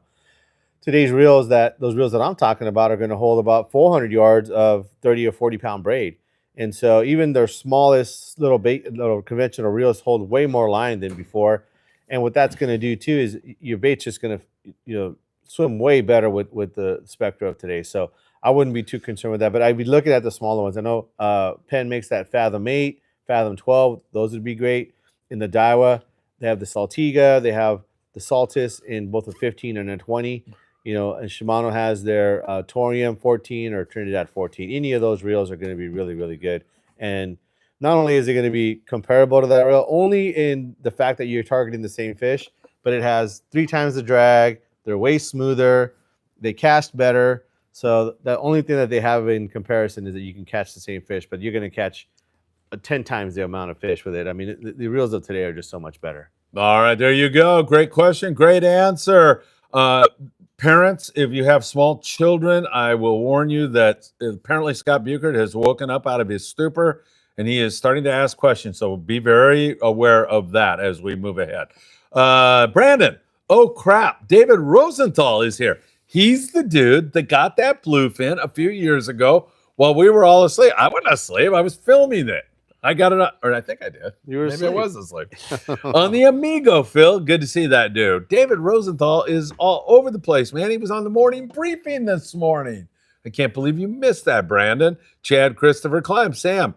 As Phil mentioned, I'm on the Indy 5-day trip coming up. Your overjoyous, positive enthusiasm for this trip is so welcoming. LOL. What gear do you suggest for that 5-day trip, Sam? Nothing smaller than 60-pound test, man. You guys are going to be catching big ones all day long. Now we're talking. Is that better, Chad? Actually, that's what I meant. Nothing bigger than 60-pound test. You're going to be catching small ones. Bring the all day. 12-pound. Yeah, the bait's huge. Those sardines And are actually a lot of fun to catch. Yeah, they pull hard. They pull hard. So, yeah, take something like that. Yeah. But no, I mean, everything on that trip, I would say, at this point now, looking at it, you're probably going to need to bring everything. Rock cod gear for sure. A bunch of blankets. It's going to be so cold from the wind. Make sure you stay, bring some bibs, some weather. You asked for it, foul weather Chad. gear, He's giving for it to you, sure. man. But no, I mean, as far as your tackle, everything from 25-pound test up to 100-pound is what I would recommend. I think you guys are going to be in for a variety of sizes as far as your trip, what you guys are going to catch. But I wouldn't be surprised if you guys caught a couple 100-pound fish and a whole bunch of like 30 to 60-pound fish. Well, what about yellows on the coast? That's definitely a Not gonna catch possibility, I any of would those, think. no. What? Yellows, Chad. Forkies all day long. White sea bass. There was some good sea bass fishing down the Baja coast last year. Did you notice that? Those long range guys for No. about a 10-day period Never heard of were it. thumping on white sea bass. Man, that would be cool. No, they do catch them down there. I've Yeah. never caught good sea bass down that way except a few Cedros. pops at Cedros. Yeah. One time we were down there, it was full speed on the sea bass. We were in a squid bed, and we were just reeling the squid, and it was wide open. Yeah, so maybe you guys will go down there, Yeah, well, you're not supposed to go down there. somewhere close, not right there. Live free, die free. Evening, young men. Hello, Phil and Sam and the Friedman Adventures family. Live free, die free. We love you. Tuna tails. Can we catch yellowtail right now in La Jolla? Not right now. Earlier today, though. Yeah. Maybe tomorrow. But right now, no. Yeah, there's a But they've really been getting them. no. Yeah. There's a really good fish market Yeah. down there. You go up there and you say, "I La want Jolla 10 Fish pounds Market. of yellowtail," and Yeah. boom, They'll you throw got them it. at you if you want to catch them. Hey, there are some yellows zooming around there, and they're nice is. grade, Big and yeah, those kayakers get on that stuff a lot, and they try to keep a lid on it. Haven't seen much on the sport boats lately, but some private guys that can spend the time doing it, and the kayakers have had some pretty good fishing. Scott Buchert. Hi, Mad Dog, Sam, and Albert. Felipe Alberto. Good evening, Scott. It is so nice to see you. My backpack, Mad Dog, has made me a backpack custom made for Day at the Docks. And I'll be walking around with, you want me to continue, Scott? Richie Rich. Now, we say Felipe Alberto. It's getting out there now, man. Felipe Alberto. Well, what about Sam's middle name? I do not have a middle name. Yes, you do. I do? I would think. I don't. You don't have a middle name? I don't. Well, because De La Torre was too long, so they didn't want to throw a... I don't have a middle name. Man, that's enough. Sam De La Torre, for God's sakes. They ran out of ink. Are you Catholic? Yeah. Do you have a confirmation name? No. What? Yeah, what do you mean, no? You have to have a confirmation name. I do. You know what my confirmation name is is? it? Peter. Okay. Yes. I don't remember. Phil. Hey, there you are, Scott. Philip Albert Peter Friedman. You want my confirmation name? All right. Sam does not have a middle name. Must be brutal if he's not going to give it up here. So we'll see. Gregory Wilson. If you are looking to fish Cedros and the fly down trips are booked, give Horizon Sport Fishing to Cedros a look. It's another option to fish Cedros. That's right. Bill Wilkerson is doing those trips. Yeah, I wonder how those trips are going. I would imagine I've had quite a few guys say that they're going to be taking them up on that. So that could be pretty cool. Yeah, you got the mothership and the whole thing going on. Raul Almaraz. Phil, Sam, good evening. Good evening, Raul. Sam, I have a Macaira. Thank you, Sam. Wow. 20. I bought a while back. It came with braid. Not sure, what kind. So I need to spool it up with new line. What do you recommend? So if you're using this for some nighttime bluefin fishing, which most of the guys here locally would be using a reel like that for, is that the most common line we've been putting on there is the Power Pro offshore depth hunter 130 pound. So that's the stuff that comes in the 100-foot increments. And that 130 pound on that reel would take about 550 yards or so, depending on how full you like it. So it takes more than enough line. I think it even takes maybe a little more than that, but more than enough line. It'd be the Power Pro Depth Hunter offshore, 130 pound. Excellent stuff, Ricardo Ortigosa. What reel would you pair with the rod, Sam? Well, I thought you had gotten a rod for the reel, but if you want to get a new reel, get a Macaira 20. Boom. I think he had gotten the 16, which I think would be a pretty good fit, but just keep going bigger, Ricardo. Tim Marquez, the tax man. Tim Marquez. Hey, Tim, it was good seeing you the other day. Evening, gents. What lure would you recommend for fishing for Cabrilla and Loreto? Before Sam answers that, Salt Dog Sport Fishing in Laredo. If you send me a text tonight, I'll reach out to him because I see him catching a lot of Cabrilla, and yellowtail fishing's been off the hook. But Sam, go ahead. So there's going to be basically two types of lures. Something that you're going to be fishing deeper water, like a 6X Junior or a 6X. And then if you guys are fishing into the boiler rocks and things like that, the Yozuri hydro minnows is what our customers do really, really well with. Some guys will also troll like a Rapala or something like that, kind of along the coastline, and sometimes you'll do good with that too. But as far as on casting lures, you're going to be your heavier stuff down 6X Junior, 6X or something like that. And then your more your boiler rock stuff is going to be those Yozuri hydro minnows. In crazy bright colors. Yeah. Also, as far as good point there, Tyler. In brighter colors, your yellows, your pinks, your stuff like that, and also the larger size. They make a 150 and a 170. Sometimes they do key in on the smaller baits, so you might want to have maybe one or two of those, but mostly going to be that 170 size, the larger size. All right, good stuff. Thank you all for all of the great questions. We've got tons of questions, tons of people watching. Tyler Tanaka. In our future here on the show, Dave Clark said he fished the Coronado Islands earlier in the week, and they fished with chovies. So there you are, chovy in the bait. Halibut man, Sam, it sounds like you need to stock more nools for the chovies and albie lovers. I got a bunch, I'm sure. In fact, we've been kind of one of the other things we need to kind of reorganize is our used case reel. Yeah. And so I was kind of looking at all those nools too. So we'll probably have a case full of nools. We'll see we'll see how the albacore anchovy guys do with that. Dave said that the anchovies were really good size, so they had no problem fly lining. No problem. So nice. Raul Almaraz. Sam, what's your opinion on metered line between Power Pro and Iser? Both great. I mean, the biggest difference is that Power Pro is a little thinner. And so I know guys like that. And also the price. You know, that Iser line is a super great product. Very, very, very reliable. It does cost a little bit more per yard. So depending on whether you're going to be just kind of topping off your reel, some guys that do that, they'll just put like 200 yards or basically 6 colors of line on the top of what the line they already have. It won't cost you too much that way. Or if you're just going to fill a whole brand new reel, that stuff from Power Pro is just a little bit better priced, and it's a little bit thinner too. Chris Navarro will be here shortly with a big pan full of meat that the carnivores are going to dig into tonight.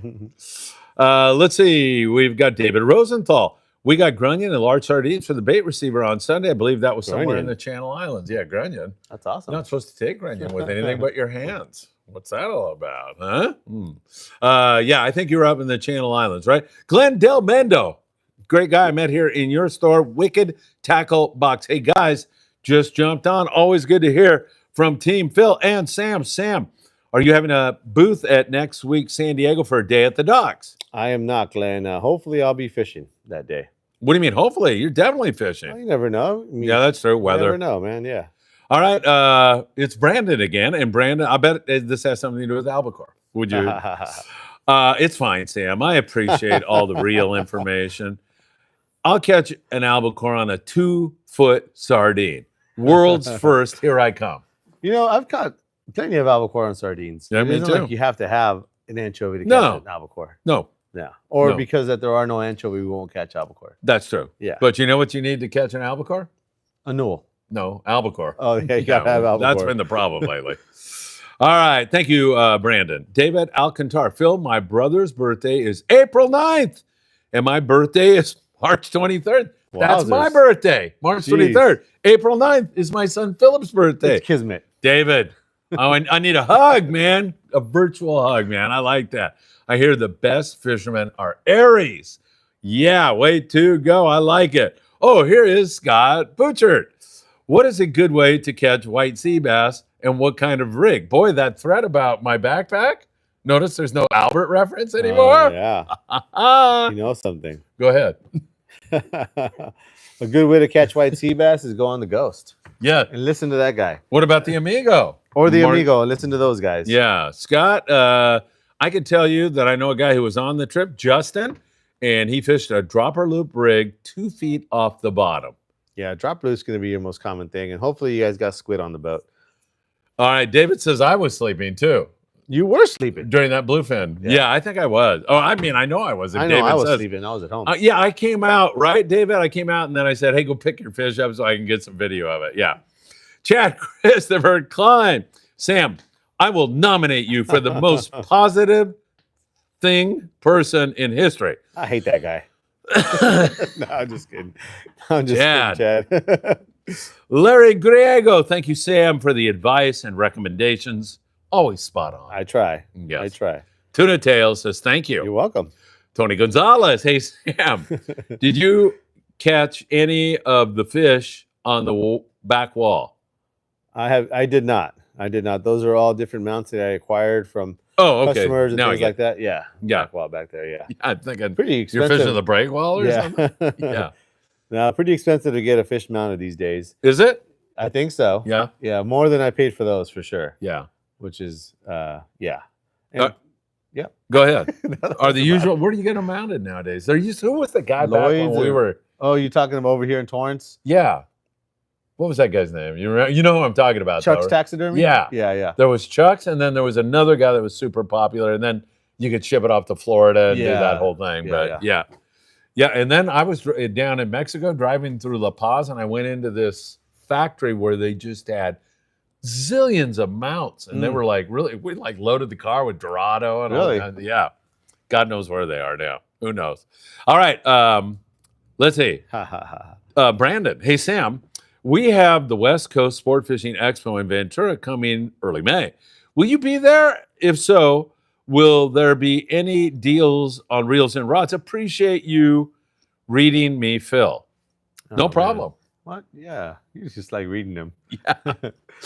Because it was so hard. Reading his comments. His comment. Yeah. Yeah, No, of course. unfortunately, we will not be at that show.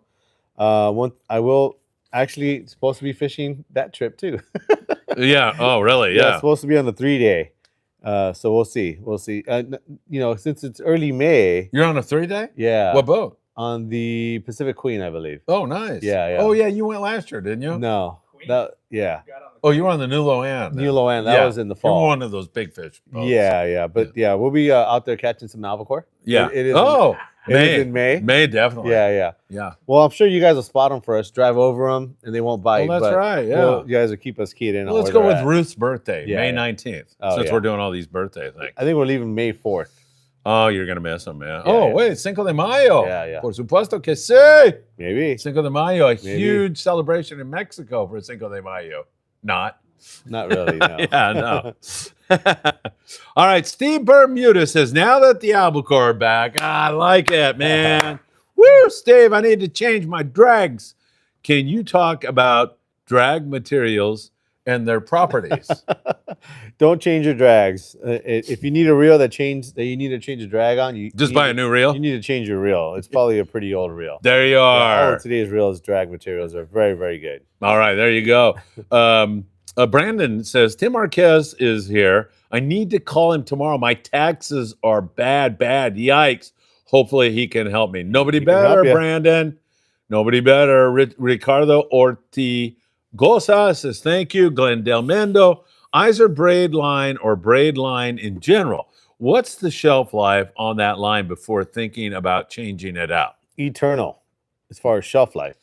The reason to change it is going to be if it's gone through some type of trauma, meaning like, some bad tangles, or maybe the crew member had to cut your line because you got in a tangle or something like that. Really that type of stuff is really going to be the bigger reason. And also too, if you just use that a lot, going through the guides back and forth and things like that, it does kind of wear a little bit. But as far as shelf life, meaning it was just sitting on a shelf, it's forever. Yeah. Yeah, it doesn't break down at all. That's crazy. Even in like sunshine or anything? No. Yeah. Wow. Yeah. That's amazing. All right. How about Jason Cutter? Hey, Jason. Yeah. Thanks for being here. Braid lasts for a very long time, but you didn't ask me. Let's see what the expert says. I wonder where they're going to show up. The expert just... The experts. Pretty soon. Yeah. Chris Navarro with the Is he out there? I don't know. Did I you saw somebody drive up. Did he text you Yeah. about today? Yeah. Oh, okay. Yeah. He said he'd be here around 7. He said he's going It's to be... still around 7. It's 7:20. Yeah, right. Yeah. We still have a ton of questions to Yeah. go, and we got Tyler Tanaka, who's going to talk about the bait he saw in San Diego. That's right. The tremendous life at North Island and what went on down there on the rock pile in South Kelp Ridge. Woo! Hang on, everybody. It's going to be something. I just heard something outside. David, David Rosenthal. That's somebody trying to break in. Oh, okay. Yeah, don't worry. David Rosenthal. Yep, Channel Islands. First time I've ever seen grunion in a bait receiver. Yeah. I don't know if I've ever seen it. Probably seen one or two, but not to where there's a bunch of them. Yeah, right. Exactly. Smelt sometimes, Yeah. Jason Cutter, I hope the bait boat used its hands to get the grunion. He read my mind. Scott Buchert, who right. all of a sudden is very nice. Man, it's wonderful to have Scott on the show. We need to use Pink Andy for the albacore. It's a must. Yes, thank you. Cool. Granddaddy, sweets forever. Abe, I can't wait to see you. Can't wait for the 12th celebrating Dad's birthday with Chris, Gus, and me with Sam. What can go wrong? Not a damn thing. Chad Christopher Klein. Sam, you love me because I spent nothing under $400 every time I come into your I'd store. love you anyway, but that does make me love you a little bit more. Whoa! Scott Buchert has never ever written, hit the like button and tick that little bell. How do you tick a bell? Man, I don't know, but something has changed Scott completely around. It must be that backpack that Anthony is designing for me. But man, Scott, thank you so much. This is the Scott Buchert I love and adore. The one that I took home to Newport Beach the other night after Tackle Shop Confessions. and I nearly slit my wrist on the way home. No, just kidding. It was good. It was all good. David Maestro, how do y'all hit that like button? David, you're the man. That's a good dude. Oh, he's a fantastic guy. He came out on Solid. our Amigo trip. Solid. Comes down when we're doing clothing drives to Mexico. Brings tons of stuff. David, thanks for being here. He also never spends less than $400 every time he's in Well, here. then no wonder he's solid. Tangle diver. Ha, no drag change, real change. Got it. When can I expect long fin in the bite? May. Yes. Okay. Sam saying May. Red Pill, Sam and Phil. What would you recommend tackle-wise and recommend setups for a 2-day trip on the Pride? I'm planning on doing this trip at the end of the month. Thanks in advance. Things are really looking much better for those trips now. Yeah, I mean, I'm sure you're going to be into some halibut and sea bass. That's going to be probably the prime target. But after they get their limit or maybe conditions change, I'm sure they're going to do some good rock cod fishing. So, anything from like a 20-pound setup all the way to a 40-pound setup. Although I know that those guys on the Pride like to fish heavy for that sea bass, maybe even a 50 or 60-pound. Not because you're going to be tuna fishing or nothing like that, but I know that those guys on that boat like fishing a little bit heavier top shot. But 20 to 50 pound is probably going to be where you're at, and it's going to be mostly your coastal fish, some sea bass, halibut. That's probably going to be their main target, and then also some rock cod. All right, excellent. Brandon wants to know what our favorite sashimi is. You want to go first? Albacore. I was going to say that. Yeah. You're bum. You ripped me off. It is pretty good though. It is good. Very good. Yeah, they do it like a little different too, with like a vinegar kind of thing. I don't know about but I know a lot of times when I would take my albacore home and I'd be trimming it. I'd be eating it right off the fillet board. Man. Yeah, I had a It's German so Shepherd I wanted to rename Sashimi because she just like, I'd throw her the red, cut that out, and that dog's coat looked so beautiful after that. The albacore too, roast just the top. Like with a little torch, right? Exactly. Tyler likes it with the little torch where they roast it. Yeah, it gives a little texture, different texture. But yeah, it's got that oil in there, so it gives it a little texture. Yeah, I haven't had it that way, but I've seen it, and I can see how that would be really good. Tangle Diver says ? So maybe we screwed up whatever he was saying. Steve Bermudez, I need one of those. He was asking about when the tuna are going to show up. Oh yeah, May. Steve Bermudez, I need one of those 12-inch extended handles for rockfish for my Penn 500. Do you have any of those? 12-inch handle? Yeah, I don't. No 12-inch handle. All of mine are 13 inches. Perfect. 13 inches. It is. Woo! Chris Navarro. Man, we got food tonight. Chris, thank you. Steve Bermudez, Cargo 91, Sam, Phil. Have you guys ever thought about making a show with all the fish YouTubers out there? Just a crazy thought. Yeah, why not, right? I think you've done that a little bit, right? Done a little bit, like Mikey and this guy, Benji Kim, and he told me there's some guy named Banana Boy. So I reached out to him. He's going to be on. So there's a couple other guys. I know you had some other guys too. Yeah, definitely. We're all about that. Steve Bermudez, the albacore. That is a crazy thought, though. Yeah. Oh, the albacore come in deep water. They do. Okay, Steve. Scott Bugert, Sashimi is the name of a boat in San Diego. It's a sport boat. Oh, that's a thank cool you, name Scott. Yeah, Scott, you're adding to the that program could be one of tonight. these things too, with these guys fishing this deep water rock cod with some vertical jigs. Yeah, I bet you someone's going to get an albacore on one of those. That'd trips. be funny. Yeah. Speaking of deep water, yeah. Michael Beeson, my favorite sashimi is Spanish mackerel and Sierra mackerel. I like both. Saba, right? Saba. Yeah. All right. Do you Time for dinner? Do you want to sit with Tyler, or do you want me to? I want to go sit with. You're going to give up my. You want to go sit with dinner with Chris? Tyler, come on over here and take a seat. Look at this guy. He's got so much stuff. Oh my God, Chris! Woo!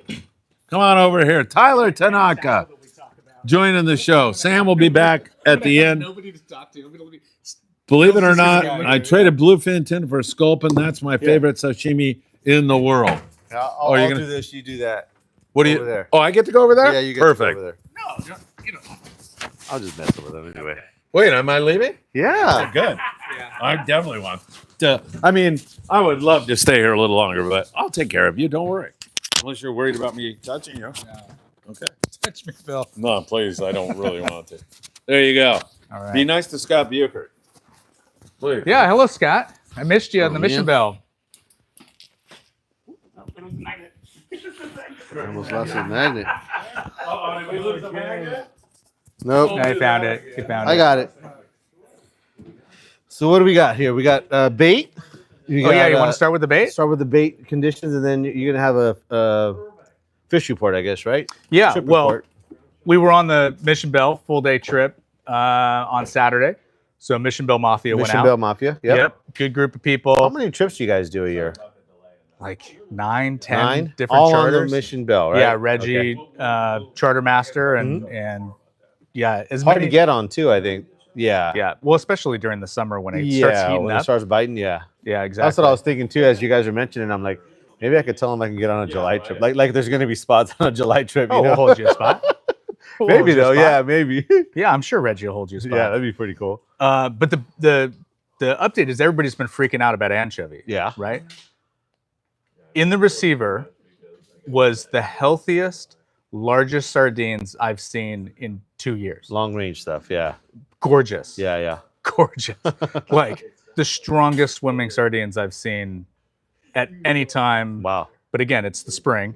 It's cool water. Mhm. So, in the middle of summer when the bay is hot, that sardine Well, is struggling. I gotta imagine too. There's not as many boats going, so that bait's gonna Exactly. start getting burned. No pressure. Yeah. Yep. It's just not getting burned, so it's probably pretty cured as well. It was awesome. Yeah. The problem is every fish that we caught was spitting up anchovy. Really? Yeah.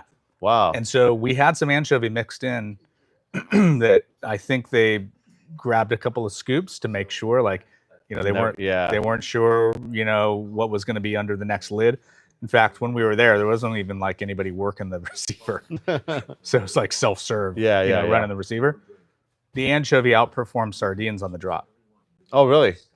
Yeah, I know that some guys here that fish locally, they'll fish like a small black and silver fluke on their double dropper loop, fishing for reds and rockcod.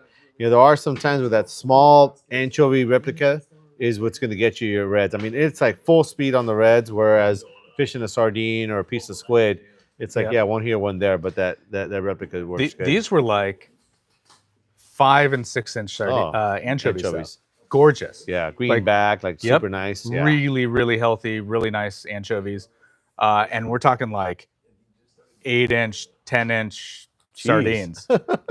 Gorgeous. Wow. Gorgeous sardines. No need for a little small hook or nothing like that. Nope. Yeah. No, I mean, a 2-0 hook or whatever. you could use a 2-0 hook, no problem. Wow. But the anchovies were outperforming the sardines. It was just too big. Yeah. Too big of a bait on the drop.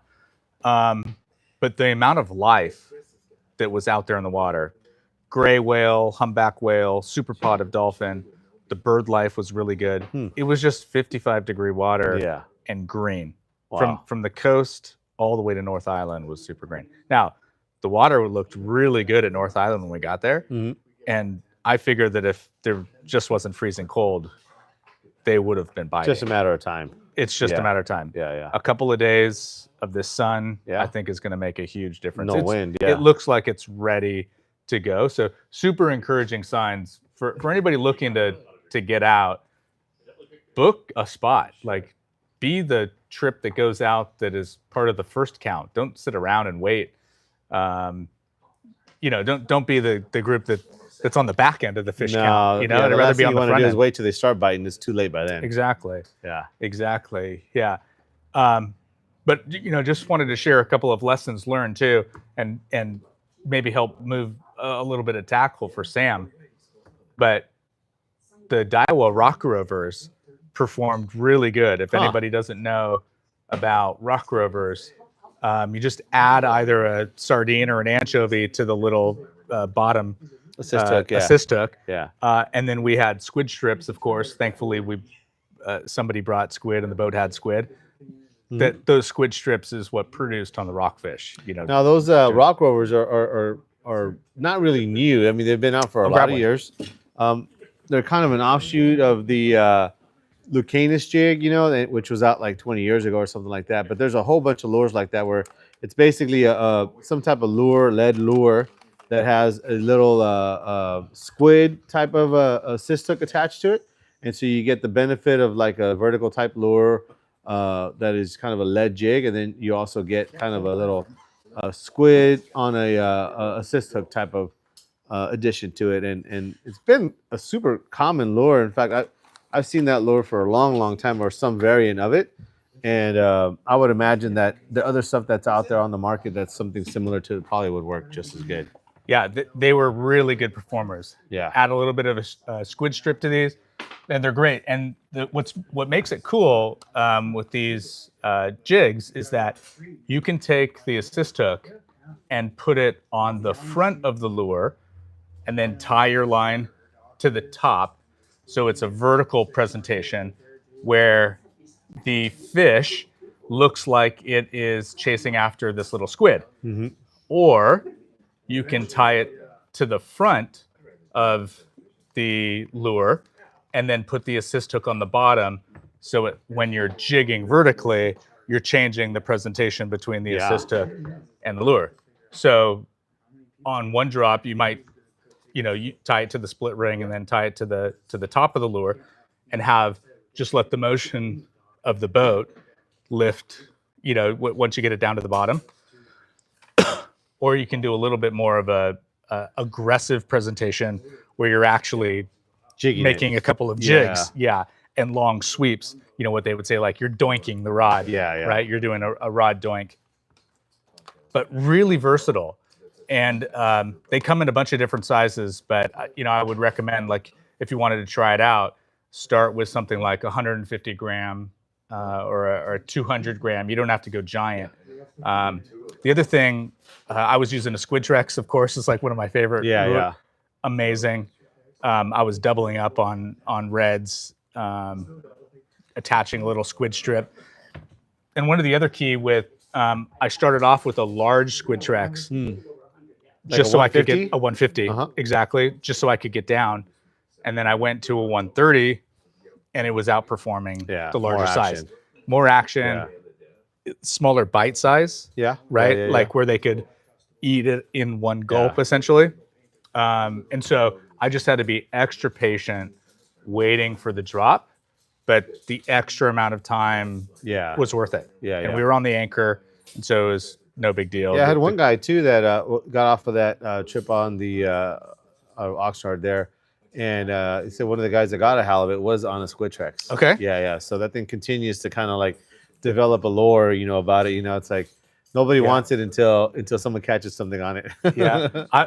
I will be the honorary Squid Trex mascot for the brand, but I sent pictures to Nomad down in Australia, and I got a really nice reply from the founder of the company. And I don't remember his name right now, but and anyways, it was like, hey, this is. I never thought that I would have gotten a PB yellowtail. On a Squid Trex. I mean, I was right in front of me, man. Seeing it. Yeah, that's right. That's right.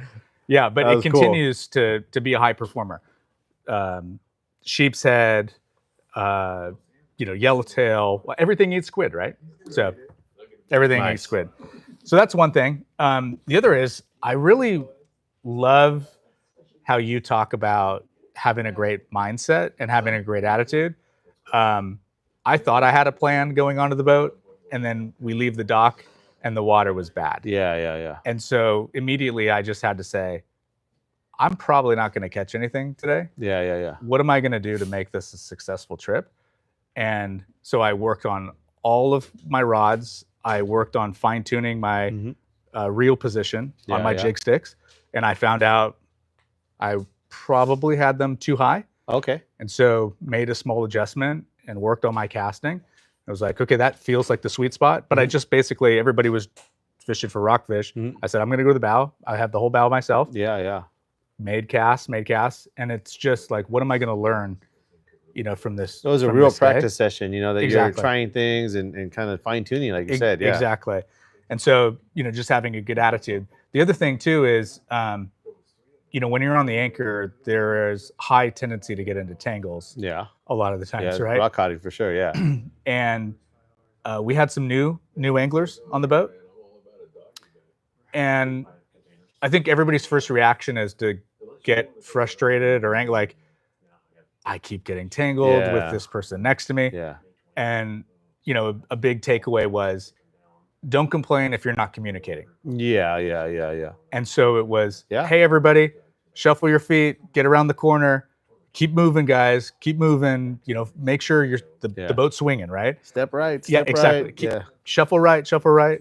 And really, people just aren't paying attention. Yeah. And they're in their own world, Well, and their I mean, lines going over Their here. line's going straight down as far as they can see. Yeah, And that's what happens a lot of times. Yep. It's like, no, I'm going straight down, but really it's not. exactly. And they don't realize that it's, Exactly. it's scoping out.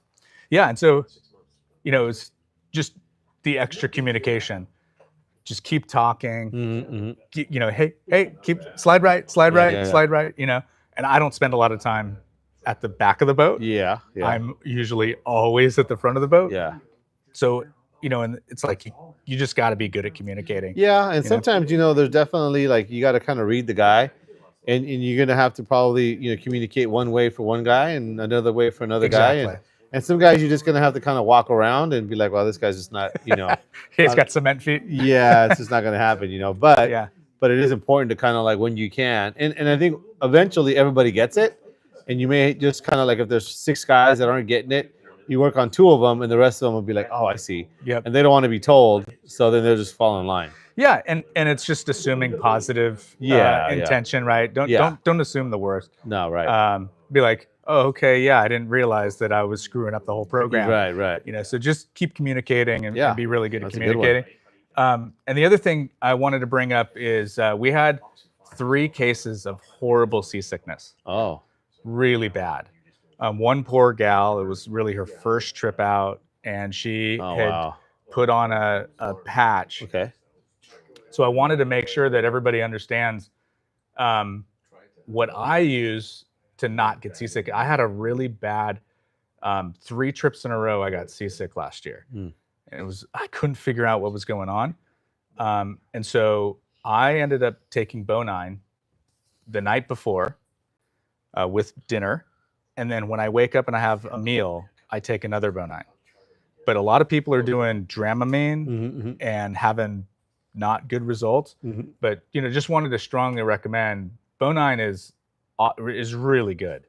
The other thing is I got a relief band, which sends an electric signal to combat the part of the brain that controls nausea and vomiting. And I took it off and I gave it to the gal, and she instantly started feeling better. Wow. And so there's definitely, if anybody has been looking at this relief band product, Yeah. it That's definitely one of those works. That's one of those products that when you look at it, it's like snake oil looks like, But I don't know how many captains have told me, guys that work on boats are like, man, that wristband thing, it works. Yep. And they see it every day. And so I know that some of the medication for some people, it's like they kind of have a program where they take it a certain amount of time before their trip, and they've kind of got that figured out. But until that has happened, that's the only other thing except for the patch where I've heard of somebody saying that they were already sick and that turned it off. Because typically once you're sick, you just can't turn it off. It's just you have to wait till you get back. But I've heard of that thing working pretty good. So she took the patch off, and then we put the relief band on her, and I turned it up to a not max because it would have shocked the heck out of her wrist. She said it like I thought I was getting bites when I gripped the reel because it sends the signal up. But it worked, and she said that it reversed the seasickness. So I was thrilled that I had it. Number one, thrilled that it worked for somebody, and it had worked for me because I had used it down at Cedros. Just like hey, if I just to be thought, sure, I wasn't. Like when sometimes you get back and you're in the shower and you're like, whoa, it's spinning. So I used it a little bit at Cedros, but for anybody that's interested, it's relief band, and they're always having like 25% off deals. If you really struggle with seasickness and nausea, give it a try. Or if you have a pregnant wife for nausea and morning sickness. So does it have like a battery inside that you have to change out? Yeah, no, you charge it. Oh, you charge so it's a rechargeable. Okay. And it sends electric pulse to, and I wrote it down. So it shocks you. Yeah, it sends an electric pulse that combats the dorsal vagal complex in your brain that controls your So it has to just not be on this part of the wrist, I guess. exactly on the inside of your wrist. Okay. Yep. And it comes with this little bit of gel, and you put it on there, and it sends this. Is it tight? Yep, you wear it tight. Okay. And so when you flex your wrist, you can feel the signal Interesting. going. Yeah, and so it disrupts this bad signal that your brain is saying, like, hey, something's off. I wonder if it works for a hangover. Maybe. But anyways, I just wanted to share. Again, if you struggle with seasickness or know anybody that struggles, the relief band really worked. And so highly recommended. I've used it. Yeah. And I've I've heard a lot of people say Yeah. that that's like magic. It really does Yeah. work. Yeah, that's pretty cool. Yeah. And then, the last thing, just key learning is, again, I had a plan when I got on the boat, and it was to downsize on small yo-yo. And if we got a shot Right. on a This small, time of year, it's usually that's your best yeah. shot. And I packed small surface iron, like JRI 7, It's not that small. That's a pretty good size one. I It's like a know. 45. Stinger, which Uh-huh. is smaller than the A little bit. 7, Yeah. and then Tatty C. Okay. So I had a C rigged up, ready to cast, in the event that. Yeah, they came up. Yeah. Yep. And then it was like, we get out there, it's super cold, green water. It was like, that's coming off. Yeah. Like, just focus on downsizing on yo-yos and try some different presentations, cast it out, retrieve it 45. And it isn't like there's no chance. I know they caught a yellow here and there the week prior. And Yeah. so definitely there's, you just got to go down there feeling like, okay, we're going to try to make this happen. But Yep. you also know that's like, not the greatest chances, but Yep. it's not impossible. We saw fish. Really? Yeah, they metered some marks at the rock pile. Mhm. But it was just freezing. Wow. We didn't see water over 57 degrees all day. Yeah, it's cold. That's really Yeah, cold. yeah. Like, I don't know if I've ever caught in anything lower than 62. I mean, it can happen. It's just Yeah. not very likely. Yeah. Like 60, 62. Yeah. That's been sort of like, Minimum. and those days we were like, man, this is cold. But the wind, over the last couple of weeks was just brutal. Yeah. So some key learnings. I made a couple of other notes. Let me see if I captured everything. Yeah, really good bird life at North Island. It looked fishy. It was just cold. Cold Bird water. life. Yeah. Great bird life. In fact, we saw birds, both tern, seagulls, and pelicans diving on bait. And there had to be something down there Need or mackerel moving or the something. Yeah. moving the bait up. Yeah. So we saw them coming up with fin bait, but No again, yellowtail to be had. Yeah. exactly. Yeah. And we did meter fish at the rock pile. So there are fish around. We were basically combing the area with the San Diego, and the Horizon was there as well. So there's 3 boats working, Yeah. and the San Diego did mark fish as well. And going down the coast, they were glassing down the coast, and you could see bait Yeah. all up and down the coast, but freezing. Well, it it's sounds cold- like the cold table's water. set. It's just a matter of the conditions to kind of come around. Exactly. Yeah. So don't be get out there and knock the cobwebs off too. Reggie and I were talking about, like, it wasn't a bad Catching day. trip. Yeah, it wasn't a catching trip, but it wasn't a Yeah. waste. We dialed in all of our tackle. We practiced all of our casting. It's just great to be out on the water too. Now, I've got I forgot my sunscreen stick. Oh. So again, Gotcha. lesson learned, right? Lesson learned. I know it's going in. I got to put a sunscreen stick in my tackle bag. I got the raccoon eyes, I think, right? So, but yeah, I think it's going to be a good season. Everything is looking really good. Yeah. They So were next on- trip is June. No, May 17th. May 17th. Yeah, May 17th. So yeah, just find Mission Bell Mafia on Instagram or Facebook. There's generally a few openings if you get in early, but great group of guys and gals. Yeah, Cool. So, yeah, looking forward to Awesome. getting back out on the water. Awesome. So that'll be your next trip. You do all those trips, right? And if I'm here, Okay. yeah. So sometimes it's pretty hard for me to make Yeah. full day charters. But yeah, I'm almost positive they'll be on this next one, Okay. May 17th. So Nice. yeah, Plus, you got like 5 Seadrill strips or something like that. we got to do a Seadrill show. I know. I think the people Yeah. have enough interest. We should do a Yeah. entire dedicated Yeah. tackle recommendations, and Mhm. I made a write up basically on all the things that I wish I knew about Seadrills before I went the first time. Yeah. And so I've been sharing that with a few people. But yeah, if anybody's interested in Seadrills, hound Phil, and we'll do a Seadrill show. Yeah. Maybe before your May trip. Yeah. I mean, I'm not on this one here coming up, but definitely that's when the season gets started. I know that they would run trips earlier if they could, but usually they don't have a full staff there until then. Exactly. People are doing other stuff. People that are involved in the operation, and they're just not there yet. And so it's kind of like that's when they show up because they're there committed for 6 months. And you had a bunch of captains too that are over in Ensenada. Yeah, so coming back. yeah, all the way around. Not only the hotel staff, but even the pangueros they're just not all there. They're not ready to go. Right. And so that when they come through, it's like they're there. They're there. Yeah.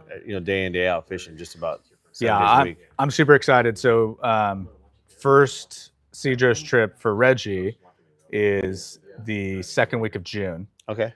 And then he goes back again July 4th. Man. So we'll be on the Seadrill trip July 4th. Looking forward to going on that trip. And then we'll be back again in October. Nice. So only 2 trips for me this year. I went wish 3 times last year. I went 3 times Yeah, last that's year. crazy. Yeah, I wish I could go 3 times, but this work thing, Responsibility. gets in the way of being able to actually have this habit of fishing and hobby of fishing. Yeah. So- Well, that's cool. Yeah. All right, Phil. Cool. Any questions? Did you have any questions there? We have a whole bunch ready for you to get back on. We're ready to eat. Wait a minute. No, you guys get. You're supposed to get dinner ready. That was your whole deal. You're going to go out there and get dinner ready. Hey, Yeah. Well, you got to go through those questions. Are probably for you, Sam, a man who knows. what No, he's that's all about Phil. This. Oh yeah, well, Phil. Yeah. No, Phil. Yeah, Phil. What about that? Tyler, just answer for him. So we got here the albacore and deep water. Okay, we said that one here. Yeah. Favorite sashimi is Spanish mackerel and Sierra mackerel. Yeah. That's pretty good stuff there. Yeah. Yep.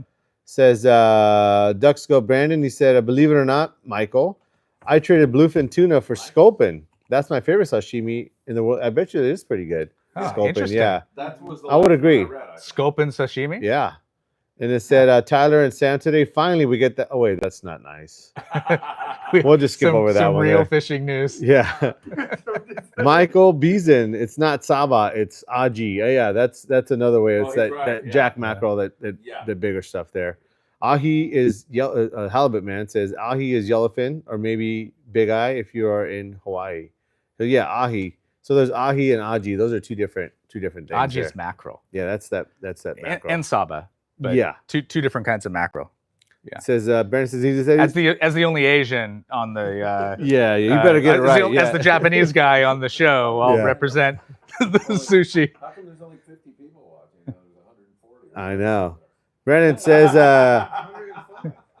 says he loves this guy. He's given an indication of our water being clean and healthy. He was. There was a lot of life, I guess, down there. Yeah. Yeah. He also says albacore love healthy and clean water. Good sign. Phil Frieman. That's pretty good. David said, didn't albacore always show up in the new moon in May? That's. I think they're trying I to. thought that was common knowledge. I didn't know we had to like spell it out like that. I think but- they're trying to back into but Phil's yeah. story of albacore. And Michael Beeson says ahi is yellowfin tuna, but aji in the U.S. is Spanish mackerel or horse mackerel. Yeah, horse mackerel. Yeah, the horse mackerel. Yeah. Yeah, Yeah. yeah. But- It's a cousin of the mare sardine, I believe. If Yeah. if you have mackerel at a sushi bar, Yeah, be very particular about what sushi place you're at, because Japanese horse mackerel is not generally what is on the mackerel menu on a U.S. sushi bar. yeah. That's really important to note. Like, it's not the same. There's only certain sushi places that'll do like Japanese prepped horse mackerel. You need to sign a waiver for this message here. Yeah. Well, I'm just saying they prepare it with vinegar, Yeah. and it's a very particular. Be Yeah. adventurous. Go to the restaurant. Yeah. Have a good time. You'll Yeah. be good. You'll be good. Brandon Yeah. says he's seen albacore show up the first week of May on a full moon in the 90s, David. But that's above my pay grade. Phil would know more about the moon phases than I would. He would know more of that. You would think he would know more about that because his head is like a full moon most of the time. But in this case, it's something else here. Keep it going, boys. You're doing good.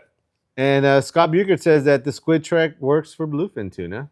And Yeah. he's very, very, very right. Yeah. Who's got Especially in that Yeah. trolling size. Yep. I'm sure we're going to catch one on that this year, too. Yep. Halibut man, Hawaii in the U.S. and is where the name ahi came from and means tuna, which is big redundant, like saying tuna, but refers to yellowfin and big eye.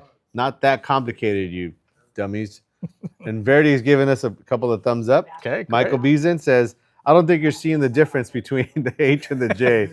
One is ahi and what I've been talking about, aji. Hope you're enjoying the evening filled with you guys fight off the air here, please. Keep that off of here. It's just getting too aggressive here. Ahi is tuna. Aji is mackerel. Brandon says can also get the patches that go behind the ear. Not sure if that's still needed if doctor's prescription. I think it is, but that is almost 100% guaranteed to fix your seasickness. I have seen it pretty 100%, but I'm sure there's nothing that's 100%. So there's a theory about the patch that she was wearing. She was very small. Okay. She's very petite, and they're exceptionally strong. Yeah, I know people would do like a quarter patch or a half a patch. Exactly. Yeah. And so when she removed the patch, she did start to feel better. Now, again, then she had the relief band, Yeah. and she was already sick. Well, I'm pretty sure that And- stuff's still in her system. It isn't like she takes it off and it's Exactly. gone. So that's putting stuff in your system. So Reggie does have a theory, and we were talking about this. He thinks that, for petite people, it's too much medication. Should be. Like maybe a half would have been better. Yeah. And making sure that you put it on well in advance Yeah. of leaving the dock. Yeah. You can't just be at the dock, the boat's leaving, put it on. No, and you could Yeah. add on other pieces, I guess. So Yeah. even if you cut it in quarters and started with a quarter, Yeah. you'd probably be okay, I guess. Yeah. But everybody's physiology is different. So Yeah. Halibut man says Tyler really knows his stuff, and you can get a chance to talk to him in person. He has fishing info all the time. Good brain to pick. oh, well, thank you. Isaac, he says, what are the lures on the table? Yeah, these are these Daiwa rock rover jigs, typically a rockfish jig, but also guys will use them for like sculpin and whitefish and things like that. But kind of more of a bottom fishing jig, but very, very effective. So if you guys don't have one in your tackle box, you should have at least one. Yeah, I really recommend this yellow, white, pink version. Had great success with this. This is just one of those you might laugh at it and disregard it walking by on an aisle, right? Yeah, it looks kind of crazy. Exactly. I mean, it does. It's like, oh, what a weird, Yeah. stupid, those weird Japanese guys, Yeah. coming up with these crazy lures. But very effective, and it's super easy to fish because, obviously once you hit the bottom, it's just 2 or 3 cranks up. And with a little squid strip on the assist hook, it's really, really deadly. effective. Yeah, I'm sure. Really, really deadly. Yeah. So a commonly overlooked lure that does great. David says here, and this is probably true, you guys should probably talk to your doctor. It says don't use a relief band if you have a pacemaker. Yep, probably. Good. Probably, yeah, Good. yeah. I'm sure that's in their instruction guide. And Brandon said he's about to win 10 grand. Says Houston's taking down Florida right now. Boys and gals for NCAA. Yeah. Yeah. So good luck for you. Hopefully that'll work out. Hey, Sam, tell Brandon, send over the ribeyes. It says here, Chuck Zimmer says Tyler's going on a date with Phil to go to Seeker. Yeah, we're Ch- supposed to do that. Chuck is basically, I think that's Chuck's really nice way of saying, Please take come me to on, Seeker. Phil, let's get a date set up to Yeah. go down to Seeker. I'm ready. Okay, you ready? You can just go. I've been ready. Hey, Okay. Chuck, you don't need Phil What to do you want take me to do? you. Do you want me to Drive down there. Those guys will receive you very, very well. Don't wait for this guy. You're just not going to get anywhere Yeah, if we'll you set do that. Yeah, we'll set up time. Waiting for this guy's not going to get you very far. And in fact, when you get there, you're going to expect all this fanfare.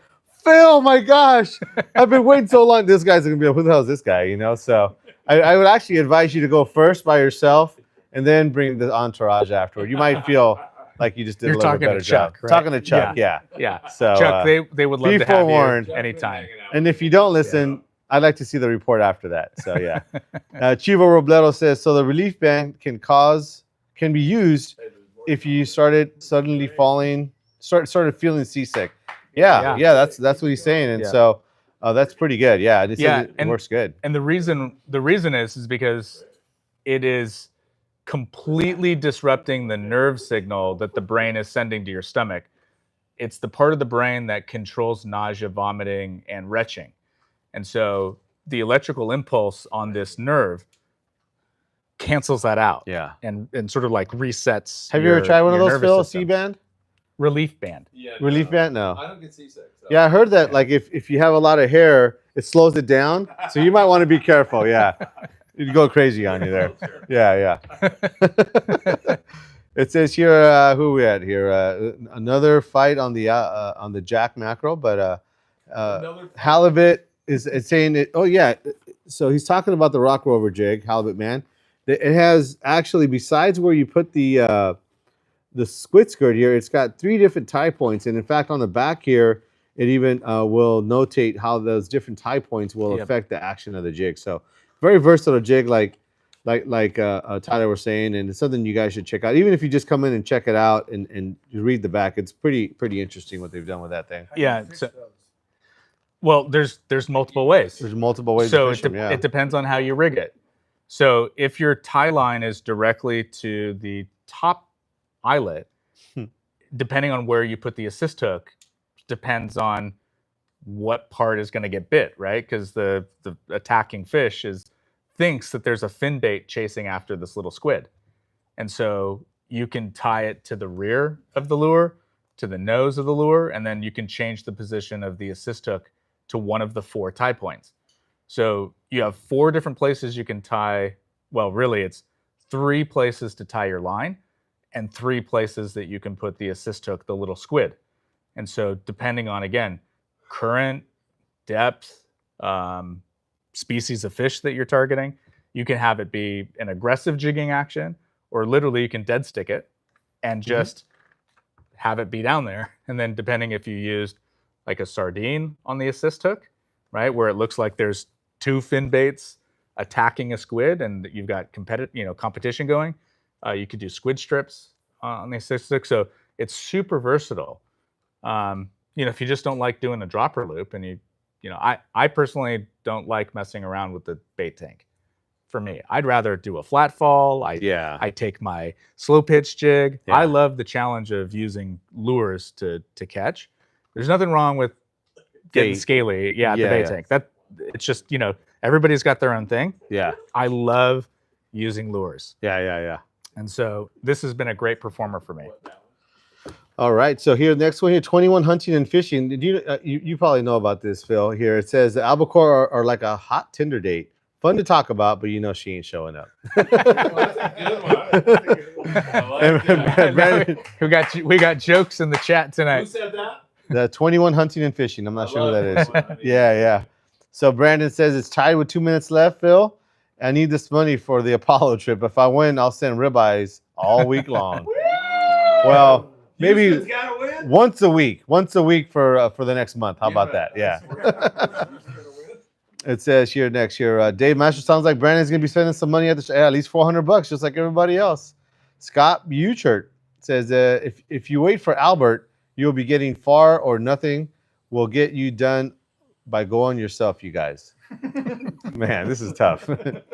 Halibut Man's giving us a thumbs up, and he's crying of laughter there. Mad Dog, need to call Paulina about Scott's behavior tonight. Yeah, Richie Rich, I rarely get seasick, but when I do, the bonine pills work great for me. Yeah. Dave Maestro, I carry meclizine for those that get seasick. It actually helps some that fight it off. Yeah, but bonine is meclizine. So that, it's supposed to be all the benefits without the drowsiness. But yeah, bonine is meclizine. And Halibut Man's got a question for Tyler. What kind of rod do you use with that rock rover jig? Oh yeah, just something with a light tip. So literally pick any rod as long as the tip has a decent soft action. Yeah.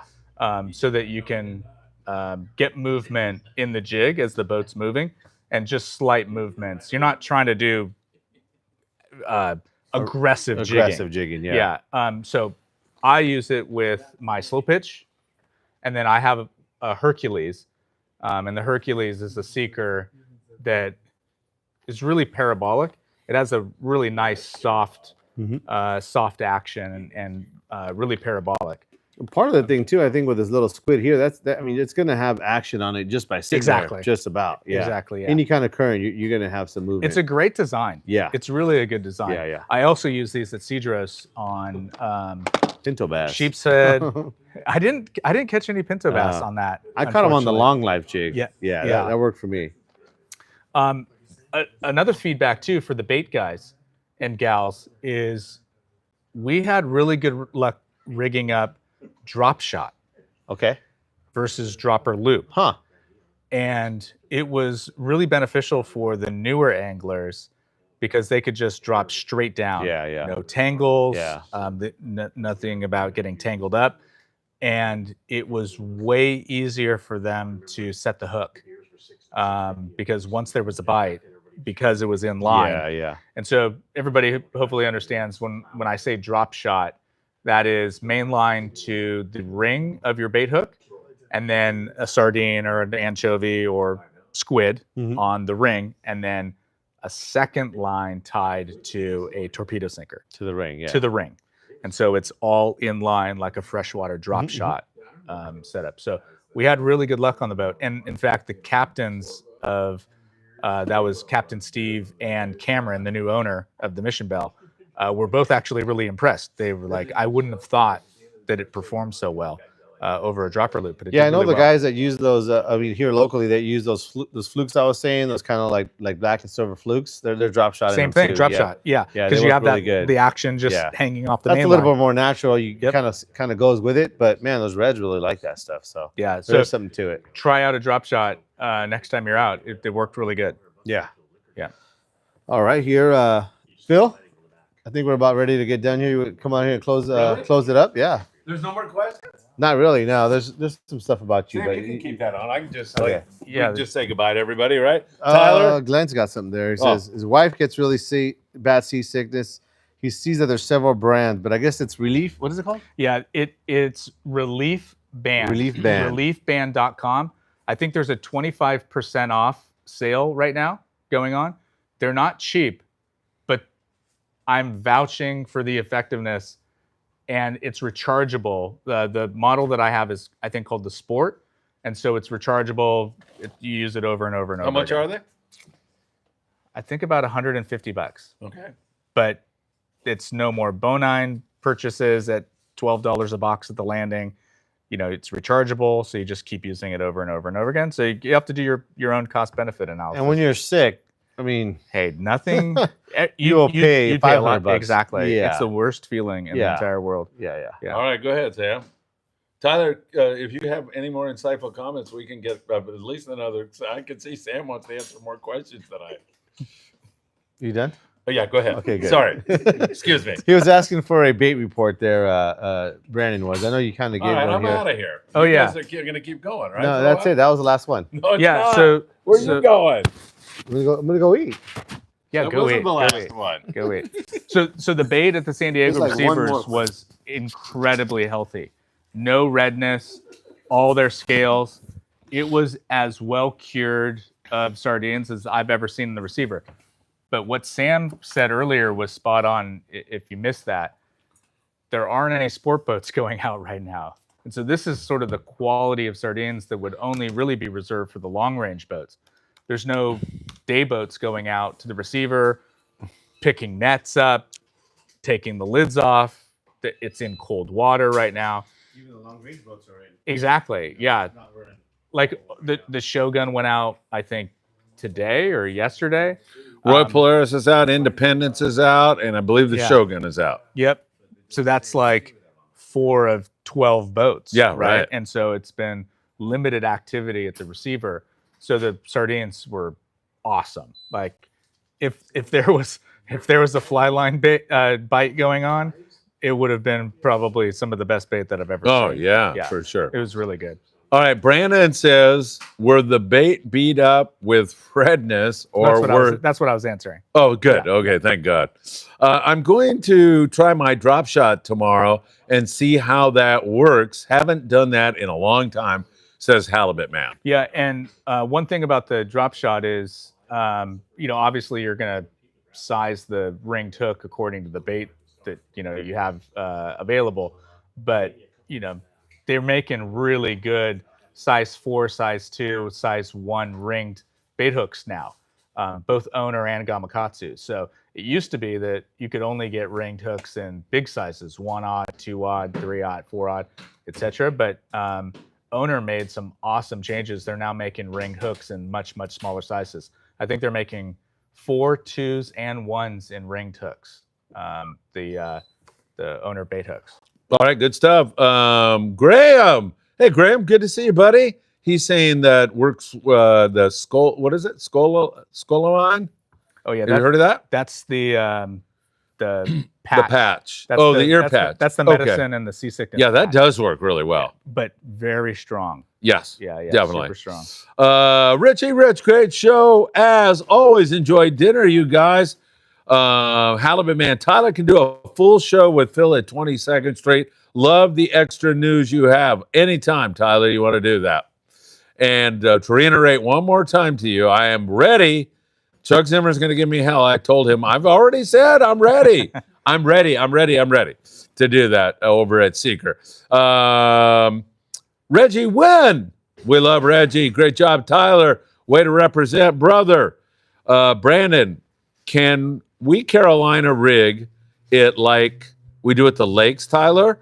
Or is that not feasible for local fishing? I remember the WHAM was for lakes, and look what happened. By the way, how's Houston doing? I get ribeye steaks if Houston wins tonight. That's all go ahead, Tyler. Yeah, so you can, for rockfish though, it would be essentially that would be a reverse dropper loop where you'd have the weight on the top and then the bait below the weight. It's just harder to get it down without a tangle. That's the problem with doing a Carolina rig on the bottom. But I love Carolina rig using gulp sandworm, camo sandworms in the surf. But that's different. You're casting your weight out, right, with the bait behind it. I'm not sure I would do a reverse dropper loop for deep drops on rockfish. I think it's way better for shallow. That's just personal preference. All right. Very good. Halibut Man. Z Custom Rods. I forgot all about that, Mitchell. Thanks for reminding me. And Graham wants to know where you can get a Friedman Adventures hat. I'll take care of you, Graham. Just reach out to me in text. Michael B said I use CalStar rods with Shimano reels. Any problem with that? Good combo. All right, perfect. Yes, and embroidery creations for your new must-have hat. I'll take care of you, Graham. Just reach out to me. But Halibut Man, thank you so much for the plug. Anything else? No, thanks for having me. You sure? It was great having you. Are you kidding? Yeah. We got a special guest next week. Also, Tyler started this. Brian Wynn will be joining Sam and I next week. Brian is a fountain of information, awesome. just like Tyler. And we are looking for, are you in town for a little bit or what? I leave Friday. You do. And then when are you back again? The week of the 11th. Okay. I think it's the 11th. Monday the 11th? Okay, Or perfect. Monday the 10th? I don't know. One of those days. One of those days. Yeah. Mike Krinkovich says, the cranker. Let's get real. It's Gators up by 2. Hold on, it's getting really close for the finals. Nope, we lost, Phil. Florida wins. Gosh darn it. There goes my Apollo trip down the drain. I really don't. Brandon, like there goes Florida. my freaking ribeyes. That's what I'm. Yeah. 10 As grand. a Tennessee Vol fan, we really don't like Florida. Oh, yeah. I hear. The Krinkovich says, good night. Florida wins it all. Halibut Man, good stuff. I'm tired. Sorry if I sound pissy. Don't sound pissy to me. All right, is that it? Are we good? It's up to the chat if there's no more questions. There doesn't seem like there's any more questions. If somebody wants to sneak one in, I'm willing to go till midnight tonight. even though it'll probably be in the parking lot when Sam throws us out. We do have a lovely dinner thanks to Chris Navarro waiting for us. I can't wait to meet Chris. Oh, you haven't met Chris? I have not met Chris. Super great guy. Tyler, thank you, my friend. Yeah, good to see you. Appreciate it. We'll do it again with Tyler for sure. He's welcome to come down to 22nd Street anytime before Tackle Shop Confessions. We'll do a show and then have him back on. When we do this, you always add a touch of information, class, and whatever else I'm leaving out, whatever other adjective. Thank you. Hit that like button. See you for the morning briefing. Tyler, thank you. Sam De La Torre, munching on tri-tip. Chris Navarro, Juan, Anthony, and of course, all of you. Really appreciate all you do. Mike Krinkovich, see you on the 5-day, baby. We will see you there. Take care. We'll see you soon, everybody. Thank See you. you, chat.